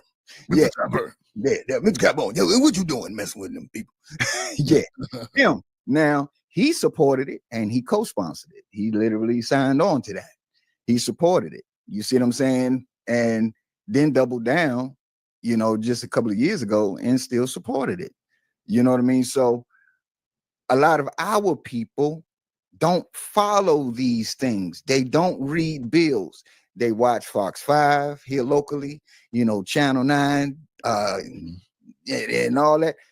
And they won't go to the websites and actually read the bill. Read the bill. Right. You know, like that whole Obamacare thing. I'm like, okay, there's always been federally funded medical care. Right. So what's so special about this bill? What did Obama do? Well, I went to the damn website and I read the fucking bill. And then I made a choice. Do I support this man in this bill or not? And I decided to say, hell no. What I'm not going to do is, okay, all this other stuff was already here. Oh, he added a few things. What did he add? Oh, taxpayers, it is your responsibility to help a man to be a bad bitch today. You see what I'm saying? Like that don't make sense, bro. Like just up until 73, y'all declared this a mental illness according to the DSM. Why is this cool now? And then you want to let us pay for it. Nah, can't do it. Can't do it. I'm not with that.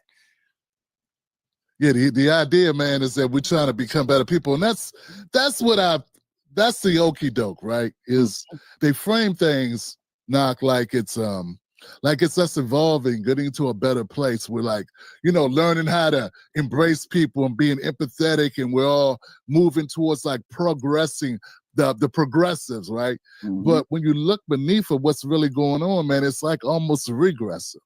Absolutely. You know what I'm saying? And that's kind of like when I had my evolution, man, because I only started talking about politics, DJ Knock, because I was covering black crime, what was happening to black people with cops. And someone said, Timland, we can't change anything if we don't change the laws. Facts. You know what I'm saying? So I felt like, well, I guess I gotta be focused, because I was raised that all politicians were crooks, man.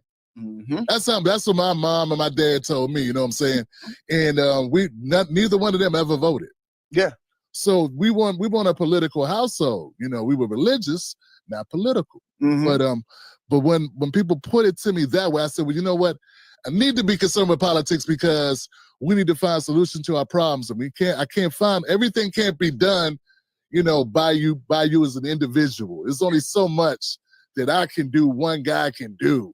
Yeah. Putting out videos on it ain't gonna change the world. You gotta be involved. Yep. Gotta be involved, man. Yep. But you know what, Tim? You grown, bro. Yeah, man. Grown. You're a grown ass man. Yeah. You got a home, you got bills. You see what I'm saying? You got family, you got cars you got to take care of, all this stuff. It should be important to you. Yeah. You see what I'm saying? A lot of the people that's out here running their mouth about every little thing and out here crying, they make no contributions to the community. None. I've been dealing with the homelessness. I've been a case manager, all of this stuff. I'm talking about, I went from prison to becoming a school teacher. You see what I'm saying? Like, I never thought in a million years that I would be teaching school. Wow. Never thought that. So I've been totally blessed. Totally, completely blessed. That little stint that I did, I will never look back. I'm not going back. I'm not going back. But there's a group of people that's got a problem upstairs in their head. They hate me because of this. Yeah. And that's a problem. Yeah. That's a problem. Those are the people that I want to fight. You see what I'm saying? I want to fight them. I'm not gonna lie, because that's like you being drunk and you think you're gonna beat me up. You see what I'm saying? Like, I gotta put hands on you. But not everybody's like that. Right. And that's all I want my people to understand. We can't just blame everybody just because they're white. You see? Right. Because you look small then. You look small. That's one of the biggest issues I had with Muriel Bowser. You let these groups come in twice a year and march in my city. Oh. They come in once or twice a year and march in my city, and you get black men in uniforms to protect them from who? Where the black folks at? They hate white supremacy. Where y'all at? You see? Like, if I can go on the website right now, I can see for myself that there are over 1,300 hate groups in this country. Democrats, for 4 fucking straight years, y'all looked me in my fucking face and told me that white supremacy is the biggest threat to our democracy. Right. I see where they are. There's a map on the website. There's literally a map that tells you where they are and everything. If you about that life, go get them. Go get them. Go get them. So no Republican, no Democrat gets any love from me because you won't do what the fuck you said you was gonna do. That's right. But don't look in my face and tell me that white supremacy is the greatest threat to our democracy for 4 straight years. And you had a so-called black woman. You see what I'm saying? Y'all labeled her black. You know, she wasn't black when she became Senate, you know, joined the Senate. Right, right. Because I remember when she was sworn in, because Joe Biden swore her in. And clearly on the screen, it literally said, first Indian American female into Senate. She ain't become black until, you know, yeah. Because the Democrats, a lot of people don't realize the Democrats have been losing a lot of people anyway. They've been losing a lot of voters. So, you know. Mm-hmm. Absolutely, absolutely, man. You pointed out. Let me try to get us on track here, man. I wanted to. I really want your perspective, man, on just your opinion, man, about DC and what's going on with the federalization, bro. Because the perception that this is giving us law and order. I know what I think. You know what I'm saying? But you don't have to tell me what you think. You can tell me what you know. Like, are people? Is there a sense of more safety? Man, they're excited, especially the ladies. I got 7 sisters, bro. I'm the only man. I'm the only boy. Yeah. You know, and they like going out to little brunches and stuff like that. All of the ladies seem like they're pretty excited about it. Like they're happy, you know, that they can actually go out and not have to deal with any of that. You know what I'm saying? You could come out the club in DC and it'll be 7, 8 cars in a row, windows busted out, everything. You see what I'm saying? Like, I mean, they'll clean you out, bro. Like that's what they do. You'll come out and your whole catalytic converter is gone. Look, I don't know exactly what the catalytic converter does, because I don't, you know what I'm saying? My dad, like, he said, Tim, you one of the clean ones. I just had a knack for computers, man, but in writing. But yo, I know you can't move your car without it. Nope. That I know, right? It's worth a lot of money. It's worth a lot of money. Yeah, because of what it's made out of.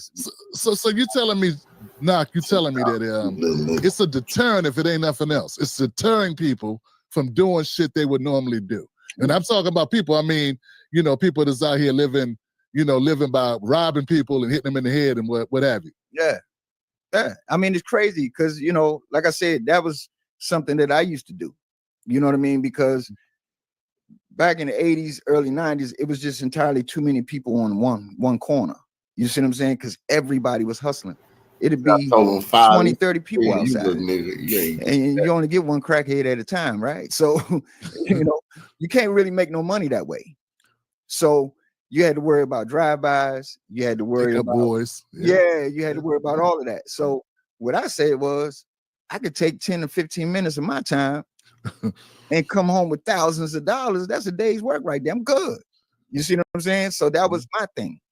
So, you know, yeah, that was part of my charges. That's how I ended up getting locked up. You know what I mean? They swept the whole city.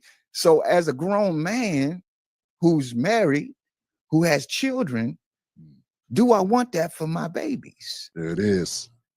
There it is. I was taught that as a man, my job was to protect and provide. All right, let's break down what is protection.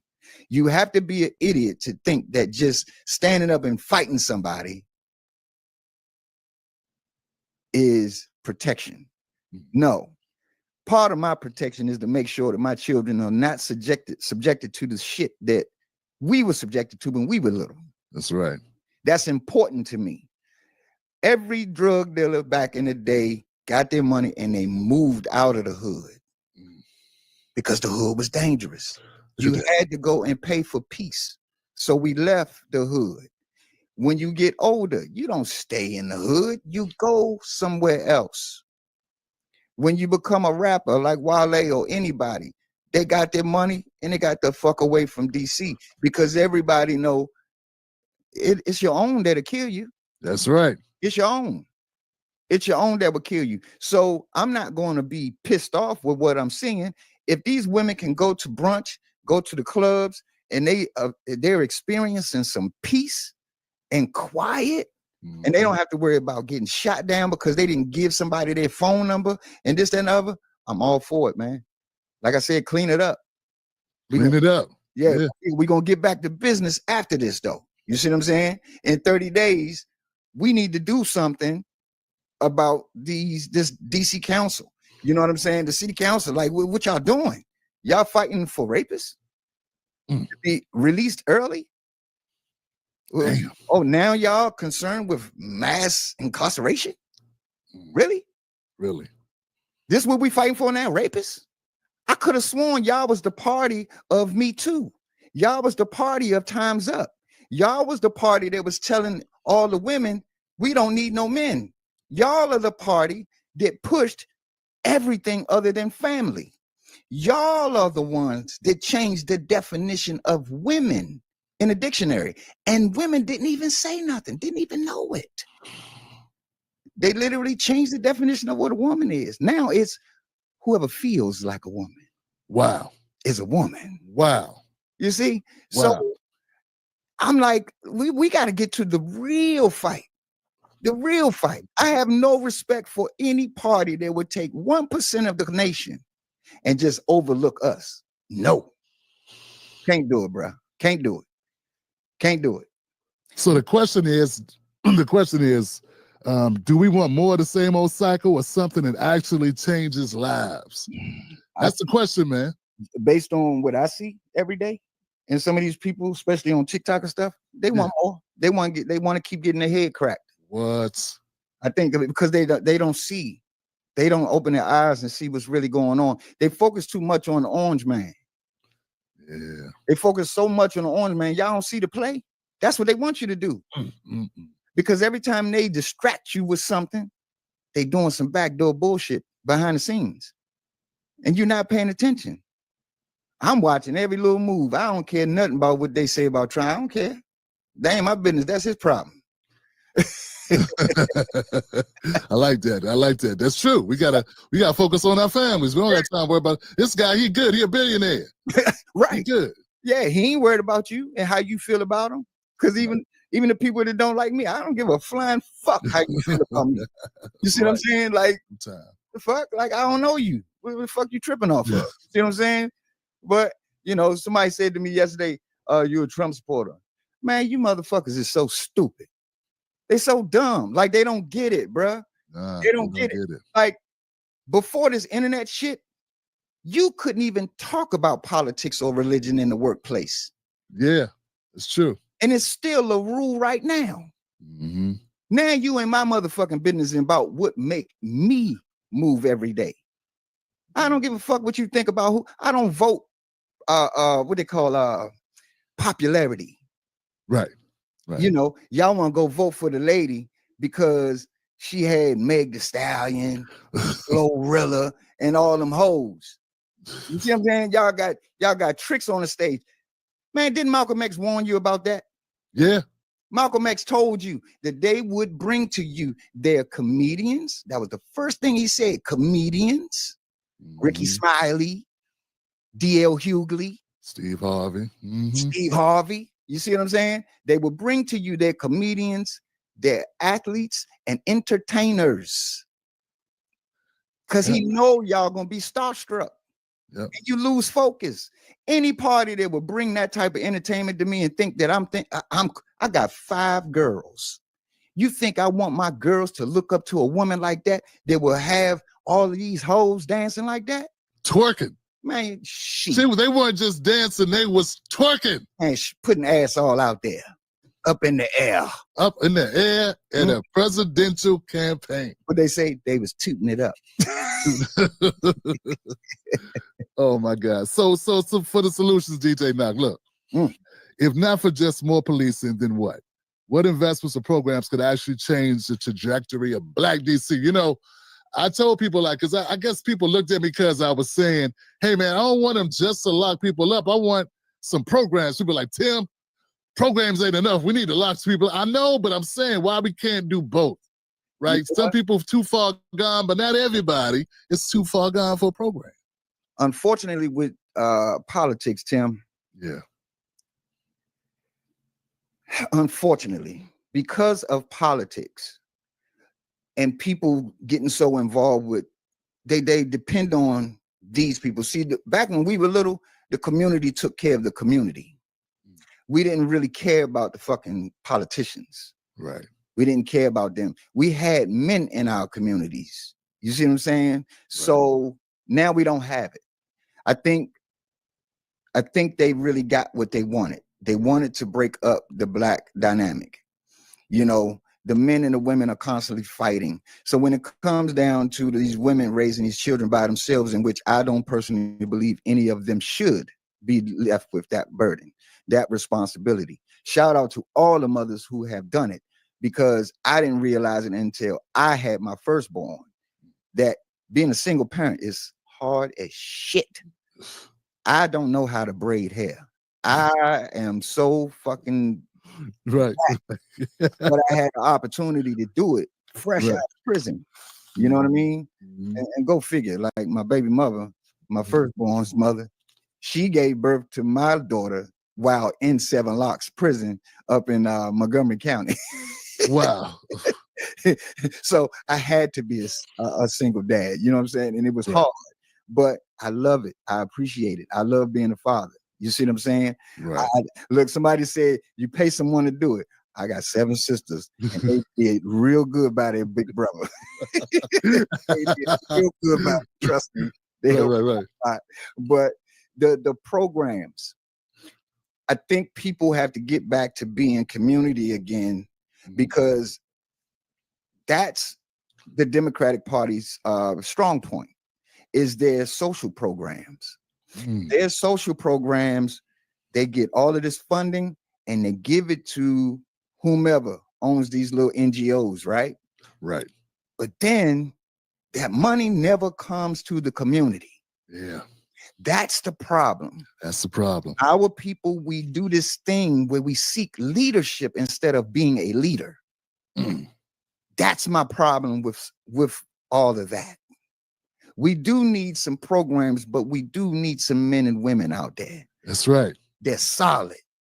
Right. We don't need no more women running little girl programs and they twerking with them. We're not doing that shit.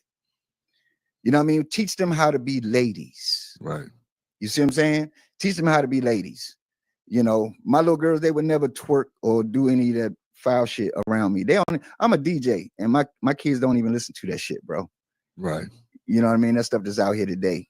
Like, I think we got to do better as a collective and taking care of our own communities and say, fuck all of that.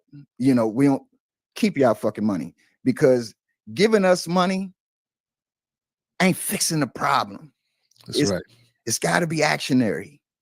You know what I'm saying? Because y'all giving money to people, and even in the workforce, like, that money never makes it to the community. That's why they pissed off now. That's why a lot of these blue states is pissed, especially like in Maryland. Oh my God, they pissed. They pissed off right now. Yeah. Because he cut that funding. He cut that funding, bro. With him cutting the funding, even with the Section 8 and stuff, he said, oh no, this is not going to be federal no more. We're going to leave that up to the states. So now, because the states have to control it, they can't steal no money no more. And if they do, you caught. You caught. You see? So I see what they doing. I'm watching them. Yeah. So if they how do we get these people to stop falling for the symbolic justice? Because that's what it all is, man. I just put a video out about this, man. You know, people want to complain about the Navy, U.S. Navy ships, Trump putting the Confederate name back on it, or we need to go back and get these monuments. They want to let the monuments come again, those monuments, Confederate monuments. I say, man, we got so many other things to worry about. We don't have time to be worried about symbolic shit. We got real problems in our communities, man. So, but how do we wake people up, man, to the symbolism, particularly of the Democrats? And even when Trump does it, because for a lot of this, I still see it symbolic what Trump's doing in D.C. Because I don't think Trump really gives a shit. He saw DC. I think he saw the play. Yeah. I think he saw the play, and I'm not championing for the guy. Right. But I think he saw the play like I saw the play. And the only reason why I say that is, like, for example, the name changes you just spoke of. Right. It hasn't bothered anybody for hundreds of years. Why now? It had to be an agenda, a part of an agenda. So I saw personally a bunch of schools, for example, the names were being changed, right? But where they fucked up at was that they forgot some schools. They forgot a whole lot of schools. Like one of my babies, well, two of my babies actually went to a school named after Francis Scott Key. Okay, Well, yeah, I'm familiar. We all know who Francis Scott Key is. Well, why you ain't changed the name on that school? Huh, I get it. You see what I'm saying? So what they're doing is they've been trying to bait people. You know, that's how you get black people to love you more. Oh, they changing the name. They taking that racist name down. That's what they want you to think. Right. Because they only pull stunts like this when it comes down to election season. Right. When the elections is coming around, all of a sudden they want to start acting like they doing something. Yeah. You ain't doing shit. You ain't doing nothing. You know what I'm saying? A lot of these people are some of the most fraudulent people I've ever seen. They might be the worst people on this planet. You know what I mean? Because they really think they doing something. You ain't doing shit. I heard Wes Moore talking about, I'm in the streets all of the time. Your bitch ass ain't nowhere. Shut up. You punk motherfucker. You ain't nowhere. You know what I mean? So I don't know, man. A lot of these folks, man, they piss me off, bro. Because I despise phoniness, man. Well, I'm glad you brought up Wes Moore, man. I'm glad you did that because that's taxi. It's people, man. There's people out here being fooled by this. Like, look, I didn't have to look him up that deeply, but when I saw Democrats liked him, I knew he was some garbage. Yep. They even talked about him being a Democratic candidate for 2028, right? Yeah, that's the fact that they was praising him. I said, okay, he ain't standing on shit for us. Yeah, because if he was, they wouldn't be praising him. Yeah, that's how that works. Yeah, I'm surprised that people ain't give him a beat down for lying. You see what I'm saying? For lying about his what was it, the purple heart or something? Oh, he lied about being wounded in battle or something. Yeah, I think there was a Bronze Star or something. Bronze Star, okay. I mean, he said he had gotten, and he lied about it. You see what I'm saying? But he got away with it. That's the thing. He got away with it. So when do these people be held accountable? That's my problem with the Democrats. I don't care what party it is. We just want representation that's going to be strong and going to do exactly what they are supposed to do for the people. Period. Do what you're supposed to do. But no, you want to steal money. You want to get on TV and switch up all of a sudden. You don't have to do all that. Just be who you are. Just be who you are and just tell the damn truth. Don't look in the camera and lie because you got hatred in your heart. You got poison all through your veins. Hatred. But we know who he's working for. All of these people, they're not for us. Black people it's real simple, Tim. It's real simple. Black people do not collectively invest in their representation. So you don't get no say. While you think they're counting votes, no, they're counting money. And that's what a lot of people don't get. Yeah, it is a hard push to get people to invest in, for instance, political commentary. That's something, now if I was, telling jokes most of the time, or, and don't get me wrong, I love comedy. By the way, I did a little touring, but bruh, where we put our money at, where we invest in, that's how, they say, oh, the media is phony. Well, the media, those people are employed. Yeah. People trying to make money. You got a boss at your job. How often do you speak out of turn, and how often do you go against the directives of your boss? So these people work for an organization. That's why independent media is so important, man. Yeah. Because of those same reasons, bro. And even around the reparations talk, like some people don't like the idea of reparations. I think it's old. I personally think it's old. But I mean, we have to think about why it's not being given. Right. We are the only people on this planet who have been reclassified 5 or 6 times. And nobody talks about it. Damn. I don't have to give you shit if you can't tell me who you are.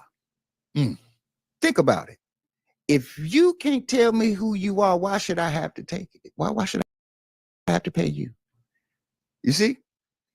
So we're the only people. And that's one of my reasons why I don't like them people, them white liberals. They're irritant because y'all know this shit. Y'all know it, but y'all won't say a word. You know, it seems to me like they're more on virtual signaling. They're more on appearance of helping Black people than actually helping Black people. And when you're in a position like I've been, Knock, when I was more affiliated with those types of people and bringing all these people on the show, man, when you go back through my catalog, you're gonna see all types of motherfuckers. Yeah.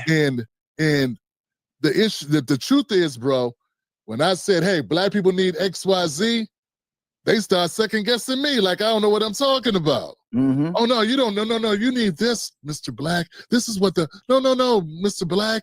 Black people need these monuments down, and Black people need Juneteenth and Rosa Parks on the $50 bill, and we're trying to do this, and Hip Hop Day in New York. I'm like, motherfucker, nobody cares about that. Right. That's not.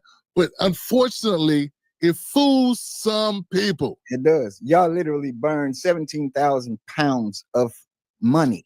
Y'all burn it. Y'all literally burn it. So I don't give a fuck if you put Harriet on there. I don't care. I don't care about that.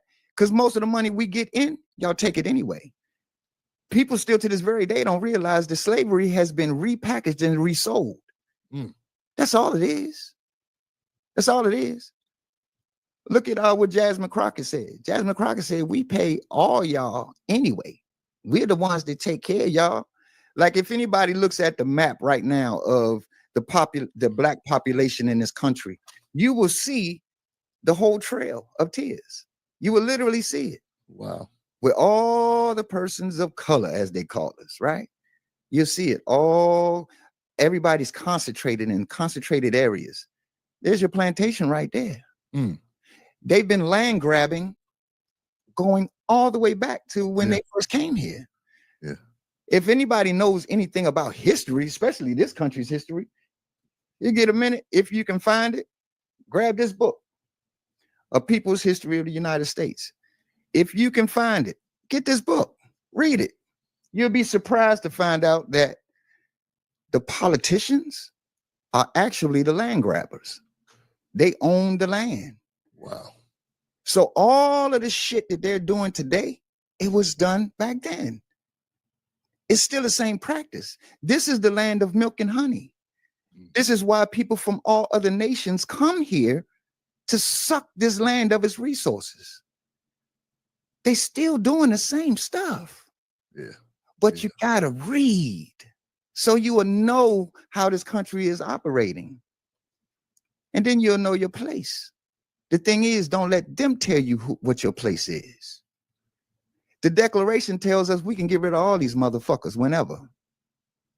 But it's a lot of people that have never even read the Declaration. So, again, we just allow them to just run over us. Run over us. Think about how many citizens there are. And how versus how many people in government. That's true. That's very true. Very, very true, man. DJ Knock, DC. Last question, DJ Knock. DC, up and down, brother. This federalization, the troops, and we all know it's supposed to be temporary. Is it going to end in 30 days or whatever's left of 30 days? Or is this going to be a permanent thing? It may go a little over 30 days, maybe. Okay. I think they may give the council some time to rewrite them laws. You know, so if they don't change that, up, we're in trouble. Because you're putting hardened criminals back on the streets. Wow. Because that's what you stand for. And then if you don't, it's just going to be a problem. You know, it'll be a problem and people not going to want to talk about it. You know what I mean? Because DC's home, but not talking about it or accepting it is to normalize it. And there's nothing normal about killing each other. There's nothing normal about feeding the stereotypes that we are attacked with on a regular basis. You know, people argue the black on black crime. Well, white people kill each other too. I don't give a fuck what they do. I really don't. They not in my community. I don't see them. Got you. You know, when brothers talk and we greet each other, what's going on, Tim? How you feeling, man? Hey, man, ain't nothing, man. Keep my head on the swivel. Why the fuck we keep saying that? Because shit is real out here. Shit is real out here. Yeah. Yeah. Walk like you going somewhere. Don't be meandering around. Loopy doop. Yeah, but loopy doop. Yeah, okay. We got to do something with our young boys. Yeah. I think the men have really, really got to come from up underneath of those rocks. We got to reach the youth. We got to get out here and we got to do it, even if the government don't fund it, because we have got denied. Our men's group has been denied ever since 2014. They will not give us any money because they do not want us to repair men. But if I had a female shelter, homeless shelter, or some programs for mothers and children, I can get all the grants I want. LGBTQ. Say that. Yes, sir. That. Yeah. LGBTQ or migrants. Yeah.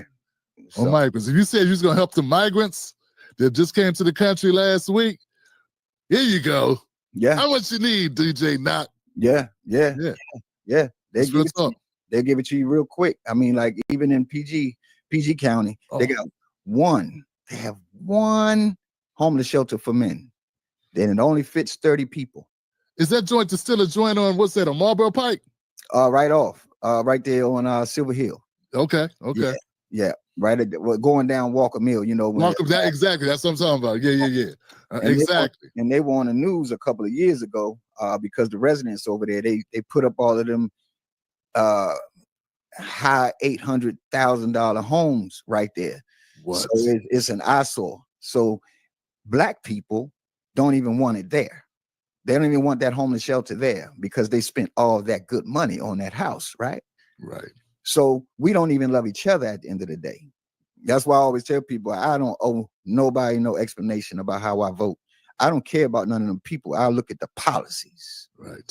That's all that matters to me. I don't get involved in all the fighting back and forth, man. We got to do what we need to do for us. We got to fix our own communities. And it starts with one individual at a time. It starts with you. You see? That's it. That's all it takes. DJ Knock, man, tell people where to find you at, brother, so they can find out more about what you got going on, brother. Hey, I'm gonna be totally honest with you. TikTok is the only home I have right now. I mean, I'm on Instagram and all them other places, but I don't use none of that stuff. I think over the past couple of years, I think I learned more about what they're doing with these platforms. And TikTok definitely taught me a lot about government control. Wow. They playing games. They're playing games.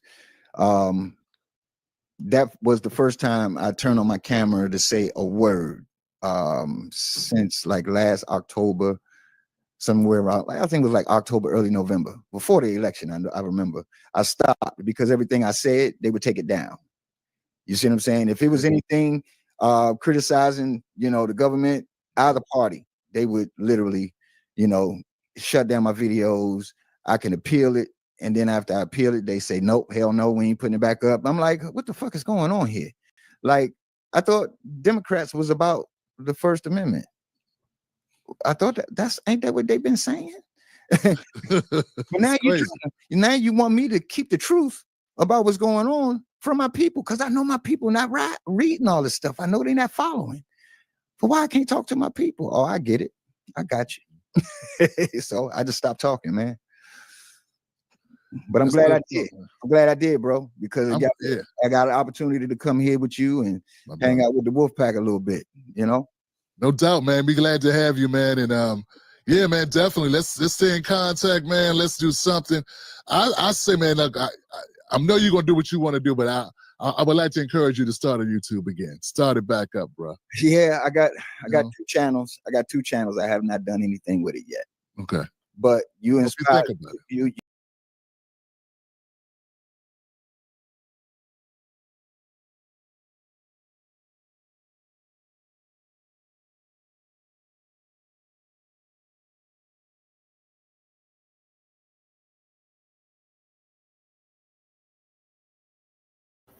Salute, soldier.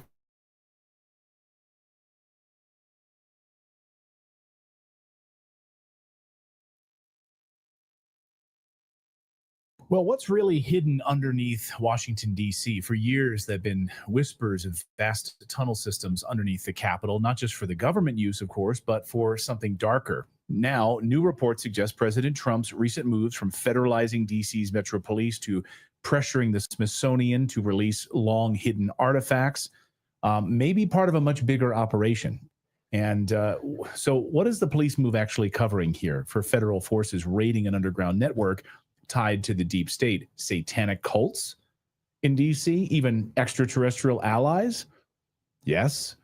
So all of the deep state forces that Trump is up against. We wanted to talk about this today with Dr. Michael Sala, author, researcher, one of the leading voices on exopolitics to help make sense of all of this. Doctor, welcome back to the show. Great to see you. Thanks for having me, Clayton.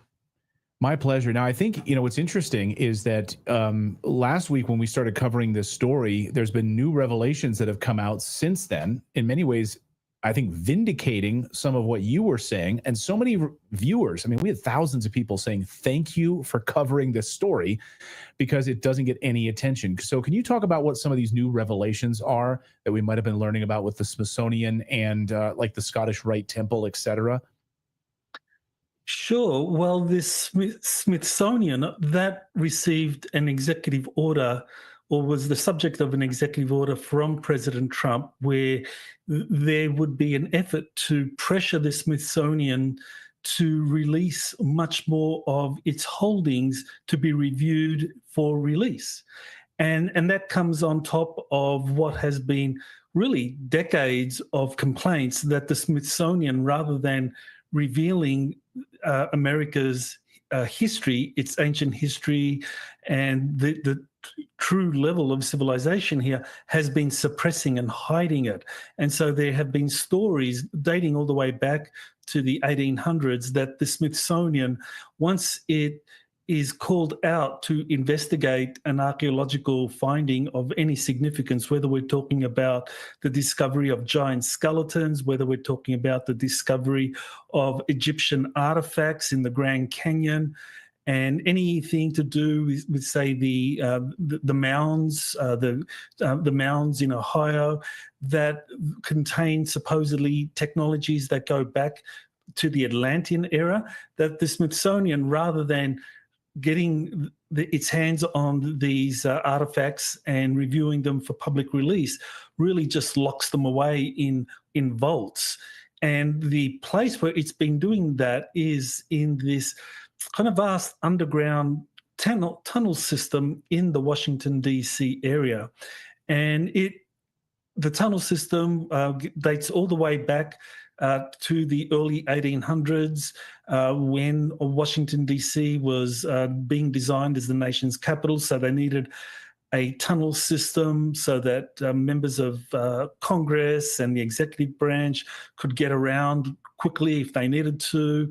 Of course, you had the British invasion in 1812, so that only accelerated things. And you also had a vast aqueduct system that also was responsible for a lot of the underground tunneling in Washington, D.C.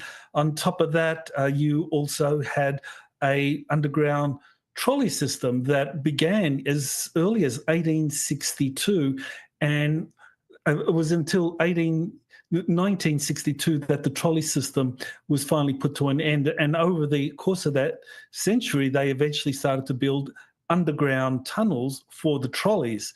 Now, that was abandoned in 1962, and in late 60s and early 70s, they started to build Washington's metro system.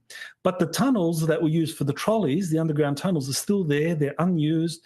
And so, you just have this vast network of tunnels, whether they're built by private entities, whether they're built by federal entities or government agencies, that are throughout the Washington, D.C. area.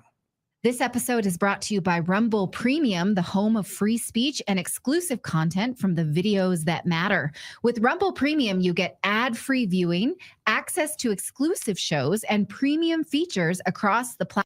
stuff that's happening here, as one of our viewers here on the screen says, deeply being used for like child trafficking, really demonic things down here in these tunnels. And we've heard from different whistleblowers on this. Somebody in the chat was just saying Freemasonry connected to the inverted pentagram on this as well. Maybe we can put that inverted pentagram up here on the screen and take a look at it. Maybe you can recap for our audience that maybe missed this last week. What are we seeing here, and why is this deeply troubling? Well, the pentagram was something that was part of the architectural design for Washington, D.C. Pierre L'Enfant was a Freemason, and what you see there is an incomplete pentagram. And what critics say, well, because it's not a complete pentagram, then it could not have been designed for occult purposes. But actually, a broken pentagram has even more significance, because while a pentagram, a complete pentagram, is a symbol of protection, the broken pentagram that you see there, that's a symbol that welcomes the satanic forces.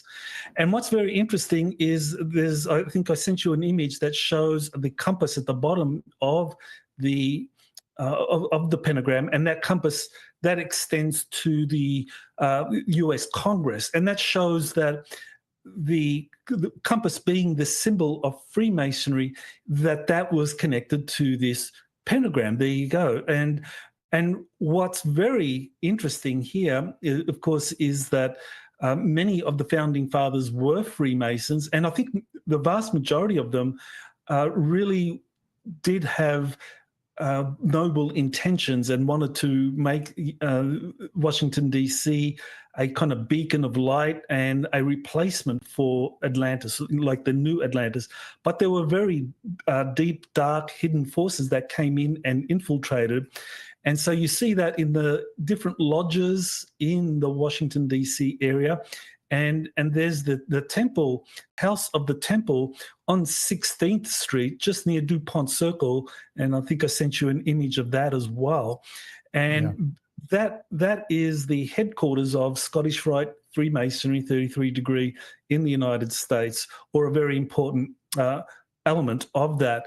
And underneath that is supposedly, according to a book titled Weird America and other sources that cite it, remnants of an ancient Atlantean tunnel system. Now, I mean, that sounds pretty far-fetched that you could actually have something as ancient as that. But in fact, I mean, I've been doing work on the underground tunnel system in America, and what typically has been happening, especially when it comes to the development of deep underground military bases, is that they have found a much older tunneling system that dates back to the Atlantean era, and they either kind of repurpose that or they build alongside that. And so I think it's very feasible that underneath Washington, D.C., in addition to this kind of like human-made layer of tunnels, whether they're made for the federal government, for Congress, or for the aqueduct system, or for the trolley car system, that you could have something much, much older, an Atlantean tunnel system. And that's where things get really very interesting, because I think that's where you get probably the deepest, darkest rituals being conducted by those that make it their life or their job to explore and research these tunnels for satanic practices. Because what the Satanists do, and there is an element of Freemasonry, it's very important to say that not all Freemasonry is satanic. It's only those that are above the 33 degree level that are introduced into this kind of like satanic element, where they're told that humans are descendants of gods, and they rely on blood sacrifice, and that they can invoke demons or these draconian reptilians. And so these temples or these lodges are often built on areas that have some kind of energy vortex.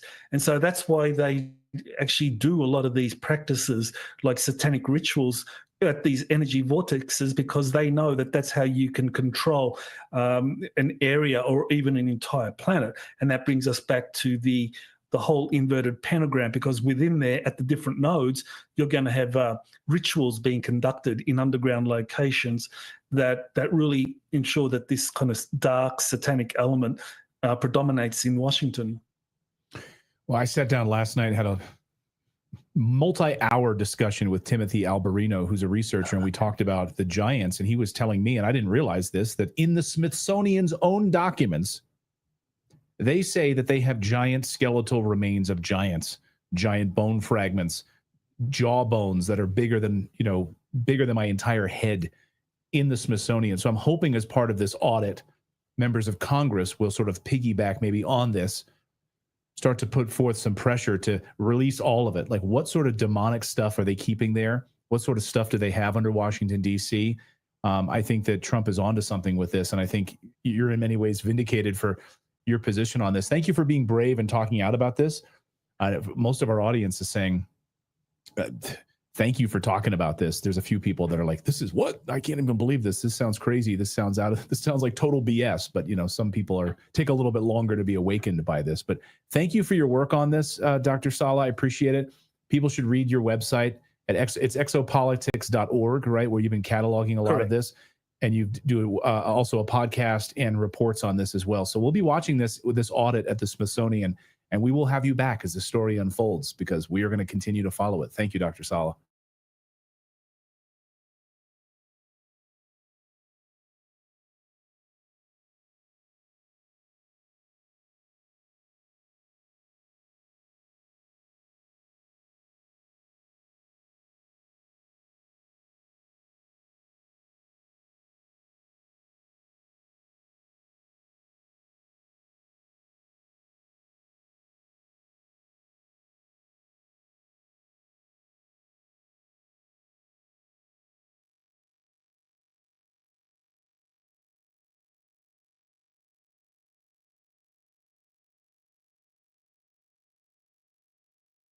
All right, y'all.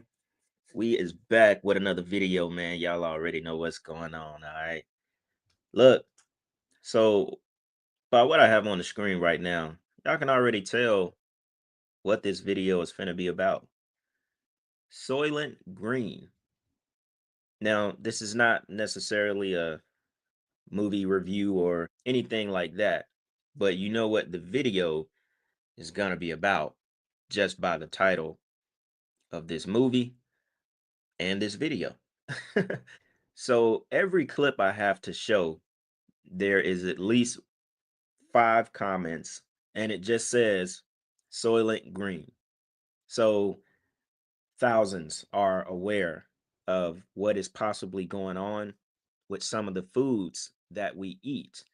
Now we're going to jump straight into this video because I have I think about 5 different clips. This rabbit hole started with me seeing this clip on the Sean Ryan show. Now this episode was probably about 10 months ago. And this is what started the rabbit hole. So this was about homeless people being sacrificed on Halloween. And then it turned into the Soylent Green topic. Not in this clip, but it just took me down that rabbit hole. All right. So we're going to go ahead and jump straight into it, y'all. Check this out. It's the concerts. What are some of the specific symbols you're seeing? Pentagrams, upside down crucifixes. The Ouija board is everywhere. I was just in a city, the suburb of Pittsburgh. They go, just down the road is the largest Ouija board in the world. It's the whole roof of a hotel. And I'm like, I don't need to see that. But it's growing in popularity. People are getting, and we're coming up on the worst season of the year. So Halloween is the devil's holy day. That's his day. People get angry with me. They say, Father, it's just kids putting on costumes, trick-or-treating. No, not really, because you're really participating in his day. And why would you want to participate in anything that's giving glory to the devil? I had a couple of families in the last parish leave the school, withdrew from the school because we didn't have Halloween in the school. And I'm like, this is your hill you're going to die on, is Halloween? Like, you're not going to do well in what's coming in the future if this is your big thing. Mm-hmm. They left. In New York City, where I'm from, There was an exorcist there when I was on Wall Street. After my conversion, I met with him. His name was Father James Labar, God rest his soul, pioneer exorcist of our day. And he told me that Halloween's the most dangerous season of the year for the homeless. I'm like, well, why is that? Are they eating bad candy? What's going on here? He's like, no. They have these vans that come around and they tell the homeless they're going to take them to a shelter. They've got whole big meals set up for them and showers, and they can wash their clothes and all this. And a lot of them get in the vans and go, and then they tie them up and they hold them for the 31st. And then they sacrifice them on the evening of Halloween to the devil. And it's like a perfect crime because nobody's looking for them. Now, that is what led me down this rabbit hole. And he talked about homeless people being kidnapped on Halloween or before Halloween, held into the 31st, and being sacrificed to the devil. He didn't necessarily talk about, homeless people or these people being kidnapped, sacrificed, and put into our food. He didn't necessarily talk about that. But people are on game, and a lot of people are realizing and, have started to believe years ago that we're not just eating meat from animals. All right. So check this clip out. This is on TikTok, and it's going to go toward the same path with the homeless people. Check this out. To the homeless people downtown LA, where are they? I just seen a video, guys, with some lady driving downtown LA, and there's no homeless people nowhere to be found. Now, I don't know if that was LA or not. Actually, I do know, because I used to be in LA all the time. That was downtown LA, guys. She was driving around in circles, and there was no homeless people. The streets looked clean. As a matter of fact, it looked like a ghost town. Because from 2018 to 2022, I was in Los Angeles all the time, guys. I had to take a break. You know why? Because something was going on out there, guys. And plus, the prices went up. So, that right there alone is going to stop anybody from going anywhere. But other than that, where are they? Where are those homeless people at? Because most of those people were born and raised there. Most of them, right? Where did they go? Where are they? That's what I'm trying to understand. Where are they? Check this out. We're going somewhere with this, y'all. One comment: in McDonald's meat and Wingstop wings. That's where the homeless people are. Somebody said in our burgers. Somebody said they're trying to get rid of all those homeless people to sacrifice them. That's what I think I've been seeing in my dreams. Somebody said Soylent Green. Somebody said Wendy's burgers 1 cent and McDonald's 50 cents a burger. They've been swept up by the elites. They about to release a lot of new dollar menu items at fast food joints. Somebody said that's all new Five Guys burgers. Somebody said ask the fast food chains, dollar menu. Come on, y'all. Come on. Somebody said ask McDonald's. I'm wondering why the burgers are so cheap right now. KFC and McDonald's, that's all I'm saying. Yo, what are people really out here eating, y'all? What are we eating? What are we eating, y'all? Check this out. Got another clip. You are under spells, people. You're under spell. I ain't under spell. You are. You are under spells, people. You're under spell. I ain't under spell. You are. You are. The food in America contains people. So that might be something that you won't find on the recommended health label of the foods that we eat here. A lot of the meats that we consume people, or they have people in them. This is not the introduction I planned, but it's the one you're going to get.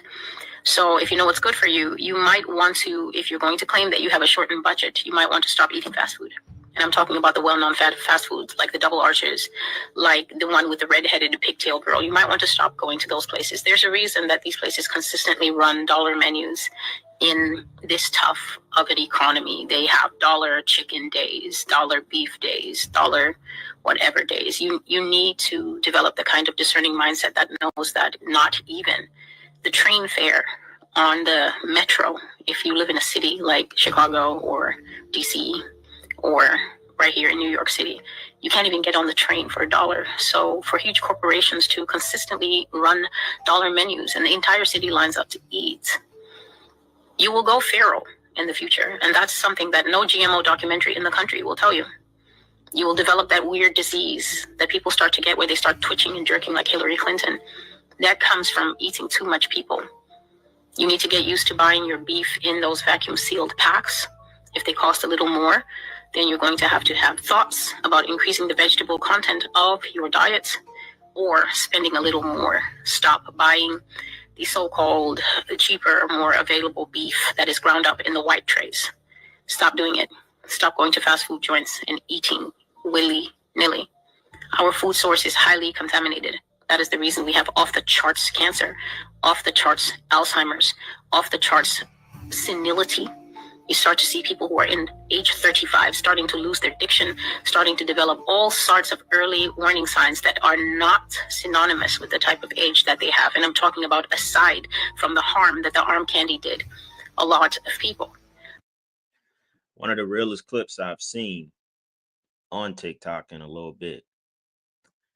And it's honestly, you know, it's crazy, man. It's hard to even talk about it because you could tell people stuff like this and they still finna pull up to McDonald's.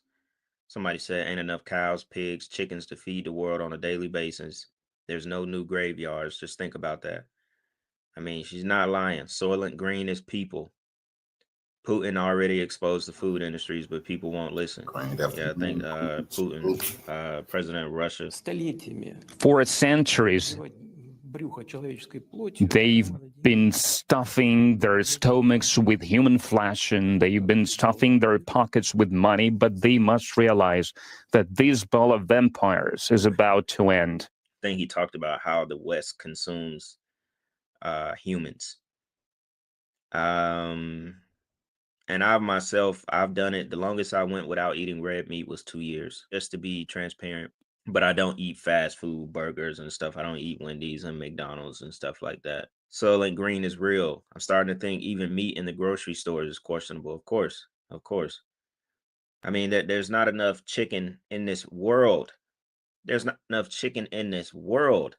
That's just like that thing Cat Williams had said about the chicken shortage. And remember, he did it in a skit. And he was like, they said it was a chicken wing shortage.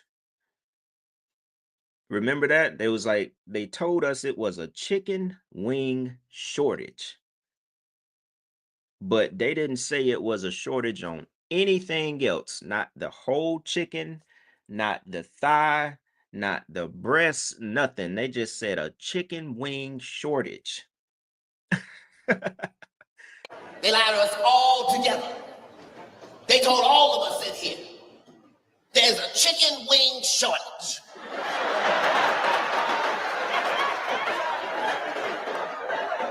Look at people of all races and religions, genders and creeds, all agreeing. They did say that. They said to all of us, there is a chicken wing shortage. Did you notice they did not say it was a shortage of chickens?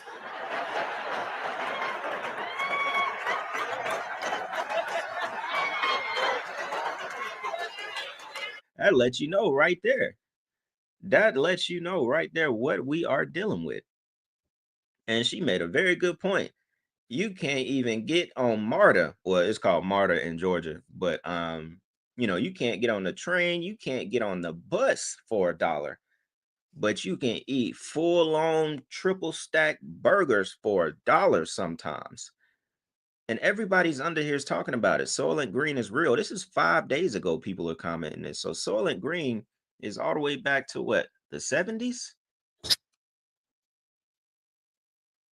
This was in the 70s, right? Yeah, it's 1973. Might be something that This is 1973, and people till this day are mentioning Soylent Green. Come on, somebody said Russia said it again. Yeah, I remember that. I remember the clip. I think it was just a few months ago. They're right.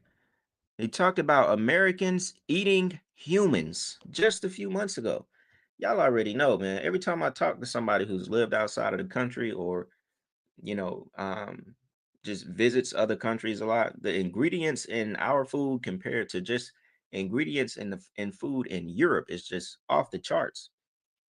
There'll be 16 ingredients in something here in America, and there'll be 3 ingredients in that same thing in another country. It just doesn't make no sense. I mean, it's poison, and she's right. Alzheimer's off the charts, cancer off the charts, so many things off the chart. Obesity, we already know. The reason you feeling bloated after everything you eat these days, you can eat a salad, and if you include meat or like a chicken salad or something, you're gonna be bloated. Food just don't do it the same no more. You know what I'm saying? People getting bloated after every single meal. I mean, even folks that work out complain about being lazy after you eat. You feel tied down, you lose energy completely. The food is literally slowly killing us. And man, this talk about eating humans, bro, and the fact that, you know, we may be consuming homeless people sometimes is insane, man. Now check this out, y'all. Her accent is a little thick, but I think this lady was a former witch, right? And she talks about seeing a dead body being eaten at a party. Check this out, y'all. This went on for I was in this club for about a year, 2 years from the start of the process to sort of getting out, really. And at one of the last rituals that I went to is where I lost all bearings on fucking reality and I shit myself. And it was in France and I'd done a shoot. Ended up going to an after party. It was a huge event. They had like acrobatics on, fucking fire breathers. It was boss. And later on in the night, bear in mind, I'm drinking, but I'm not drunk type of thing. Don't take any drugs, nothing like that. And later on in the night, they're bringing out these platters, and I comes back into like the main, wasn't a hall, but like the main room where everyone was, and there's a body on a table just like this. In fact, this is round about the same size that it was. Like an overweight fella's body, cut open with everything hanging out. It's all been decorated with grapes and leaves and flowers, but like what I think was a kidney was hanging out, his tongue had been cut out, and it was on someone's plate. Who was just eating it. His eyes had been pulled out, but like they were still on the stalky thing, so they were just hanging. And I remember looking at it and panicking. I just had a panic attack and I started screaming. And I was like, what the fuck? What the fuck? That's a dead body. And some fella comes behind me that had seen him, but had never spoke to him at these places. And he goes, "You're making a scene. Calm yourself down. It's just art, Molly." And I was like, this isn't art. And like the fucking scouse beard came out of me and I'm like, fuck. You know what I mean? I lost me fucking shit and I'm running down this hall. I'm looking for the toilets. And this fella comes behind me again and he grabs me and he throws me in this room. This room's pitch black. Absolutely pitch black. And he gives me a drink and it's this pink fizzy drink. And I'm like, no, I don't want to drink. I don't want to drink. And he's going, you're going to have to calm down. You need to calm down. You're ruining the night for everyone. Do you not understand? You're making a scene and you're frightening other people. It's just art. It's not real. It's not really fucking was real. I know what art is. And that was a dead body that they were eating. Oh. Insane. And you could tell she ain't lying. She ain't lying. She said this was one of the last rituals that she attended until she saw these people eating a dead body. So I'm going to assume she was a witch inside of a satanic cult. That's what the title of this video was. Somebody said this is definitely Marina Abramovich art. It ain't art because I don't even believe that whole Marina thing was all art either. I mean, this is exactly what they do. Somebody brought up the video I did a while back. They didn't bring up my video, but I did a video on this with that Spanish model when she exposed those Mexican billionaires outside of the Monterey Hotel, and then she disappeared. If y'all remember that about a year or so ago, I did a video on that, and she was talking about it as well. But this is crazy because this is real. This is real. This is what these people do. I mean, we were just kind of talking about it with, I keep bringing up Salma Hayek because it's like the most recent thing that went viral, Salma Hayek and Angelina Jolie. I mean, even, you know, if you don't think these people, you know, if you believe they'll drink blood, oh, come on. Come on, you know they're eating humans. I mean, I think in American Horror Story they were chopping up the human meat into little squares. And once people realized what they was eating, they was like, oh, hell no. But that was their rations. It's just little squares of humans. Check this other clip out by Roseanne Barr. You know they eat babies. That is not bullshit. It's true. So it's not just the dogs and the cats, not just the pets. It's not just the dogs and the cats. They're full-on vampires.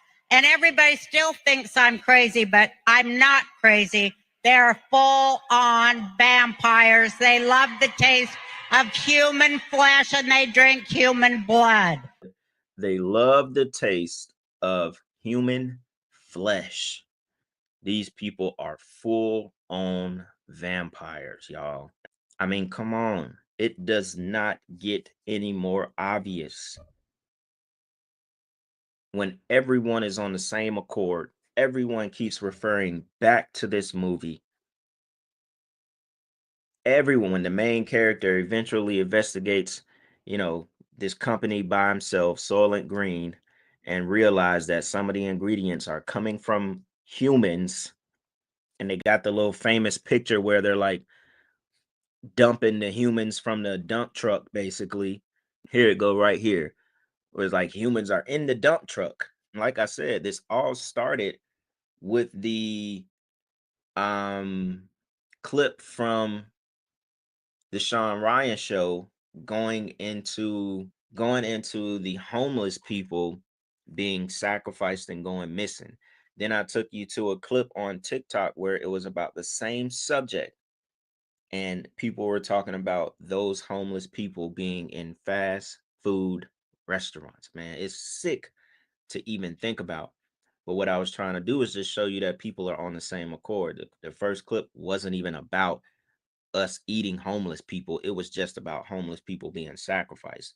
And then he said the biggest Ouija board was somewhere on top of some hotel. I forget what state he said it was in, but that's insane. But it's just to show you that everybody is on the same page. You know what I'm saying? And we can only imagine what they are doing with these little ones that are over 800 to 1 million missing a year. And then the amount of homeless people that get kidnapped, get sacrificed, and that's not on record. They're not on record. Like they said, it's the perfect crime. Nobody's looking for them. It's not on record. Crazy, y'all. Crazy, man. So y'all already know what's going on, man. Let me know what y'all think about this video. You know, which part stood out the most. I think it was very crazy that former witch who was talking about she freaked out, you know, seeing people actually consuming a dead body. Insane.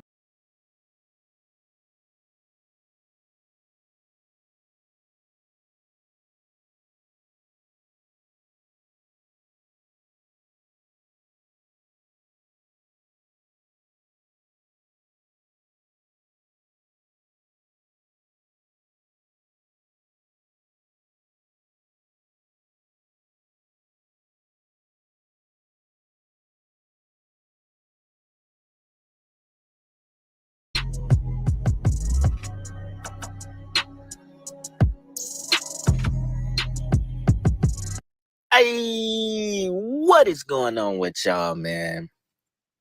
It is Black Balloon, and I'm coming back with another video, man, so y'all already know what's going on. All right, y'all. I think this one is going to be pretty interesting, right? So, obviously, with the video that I dropped yesterday, Soylent Green, and, you know, we got into the whole homeless people thing and what we could be possibly eating that is disguised as real meat.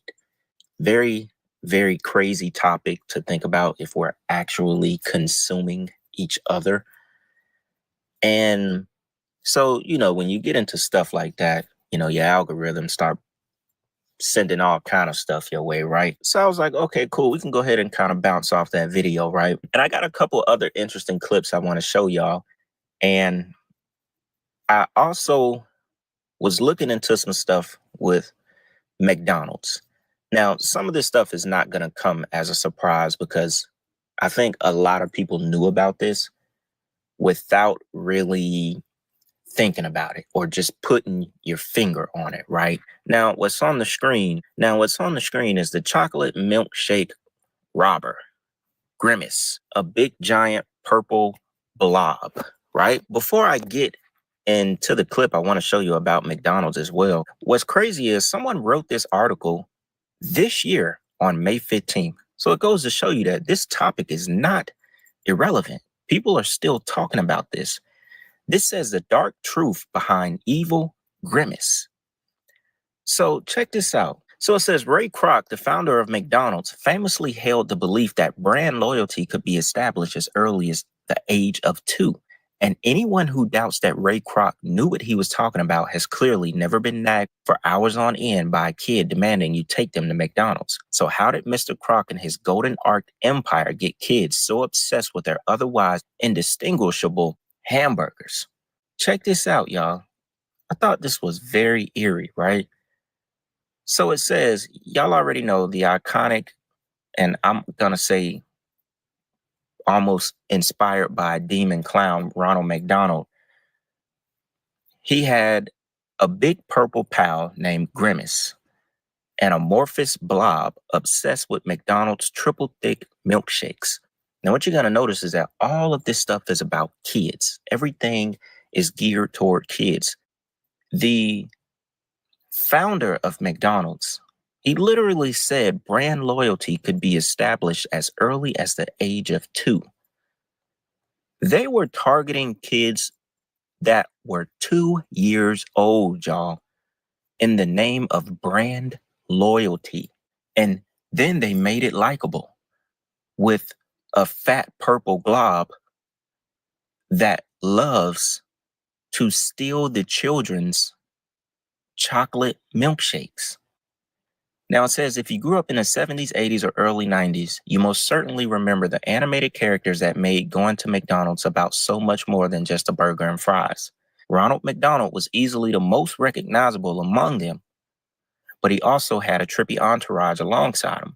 It included a giant chicken, a cop with a hamburger for a head, a striped convict, and a 4-armed purple blob named the Evil Grimace. Collectively, they were known as McDonaldland, a made-up universe populated by fast food mascots and kids hungry for milkshakes, and was the cornerstone of McDonald's advertising for decades, y'all. Think about it. All geared toward kids, but Grimace originally terrified the kids, and it was a total failure, which ultimately made them go away from it. It said the original Grimace was scaly, mean-looking, had 4 arms, and no charm whatsoever.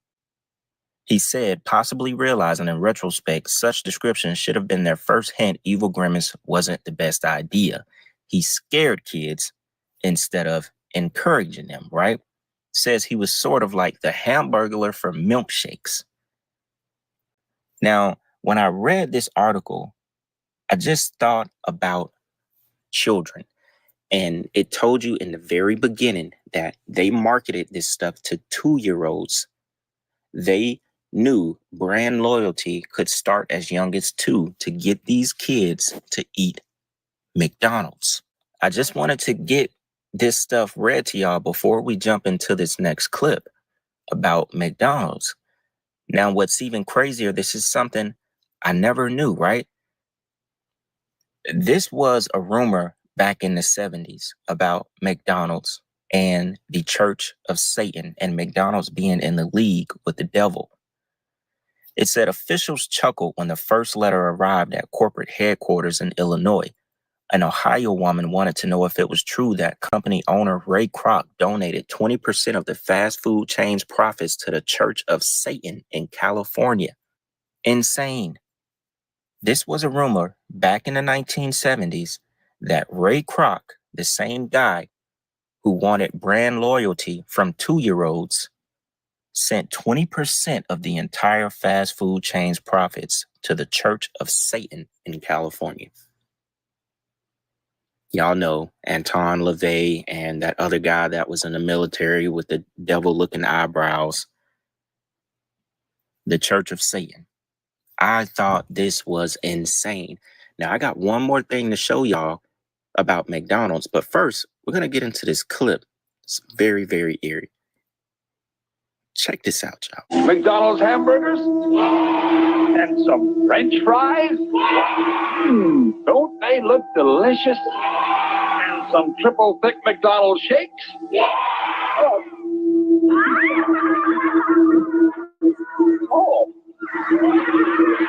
Well, we can always make good use of that. Ah, here they are. Triple thick McDonald's shakes. Why, they're empty. Say, you sure can get a lot in these bags, can't you?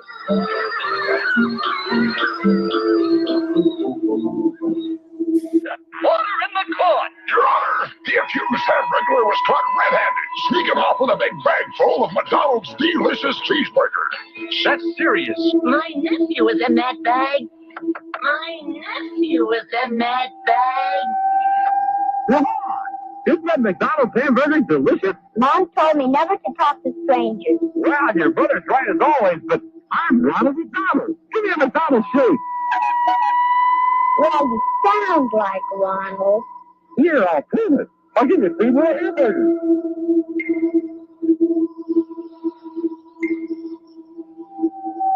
I know, you're not supposed to accept gifts from strangers either. But you're no stranger. You really are Ronald McDonald.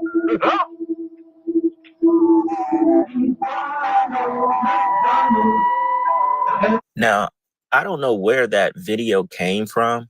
I don't know if it was a commercial at one time, if it was some sort of skit, a play for children. I don't know. But when I saw it, that clip sparked me to do this video and just look down the rabbit hole of the stuff I just got done reading, y'all. And I found one more thing, which I had already seen, you know, some original photos of Ronald McDonald, and some of them can be very creepy looking, especially the early Ronald McDonald. This painting right here is actually a real painting that was located right next to one of the headquarters in the UK, if I'm not mistaken. Wait, hold on. Let me pull up the article so I make sure I got the facts right. So yeah, this said McDonald's fans creeped out as demonic painting discovered near chain headquarters. It was dubbed Pennywise's cousin has been found less than 500 meters away from the fast food chain's London headquarters, and some fear that it may be cursed. This article was in 2022. It was depicting an evil Ronald McDonald grabbing onto a terrified child. It's shown to have sharp teeth and claws and looks more like the villain from It than a cheerful Happy Meal mascot. Now, this is the entire concept of the video, because even in that clip we just showed, a kid popped out of the bag. He was pulling out all kind of stuff. He was supposed to be pulling out food, and then a kid came out of the bag. And then the little clip of, I guess, the hamburgers talking, you know, said, hey, my nephew is in there. So obviously they're hinting at something. I mean, remember the clip from Roseanne Barr in the last video about them being vampires and actually eating these little ones. I mean, it's well known. I just watched another clip, and maybe I could throw it in here real quick. It was from like an old 80s satanic type of video where they were talking about little one sacrifice and the fact that they don't waste it. They don't waste it. They roast it and then they Hard evidence is difficult to find because if a child is sacrificed, that child's body isn't going to be left.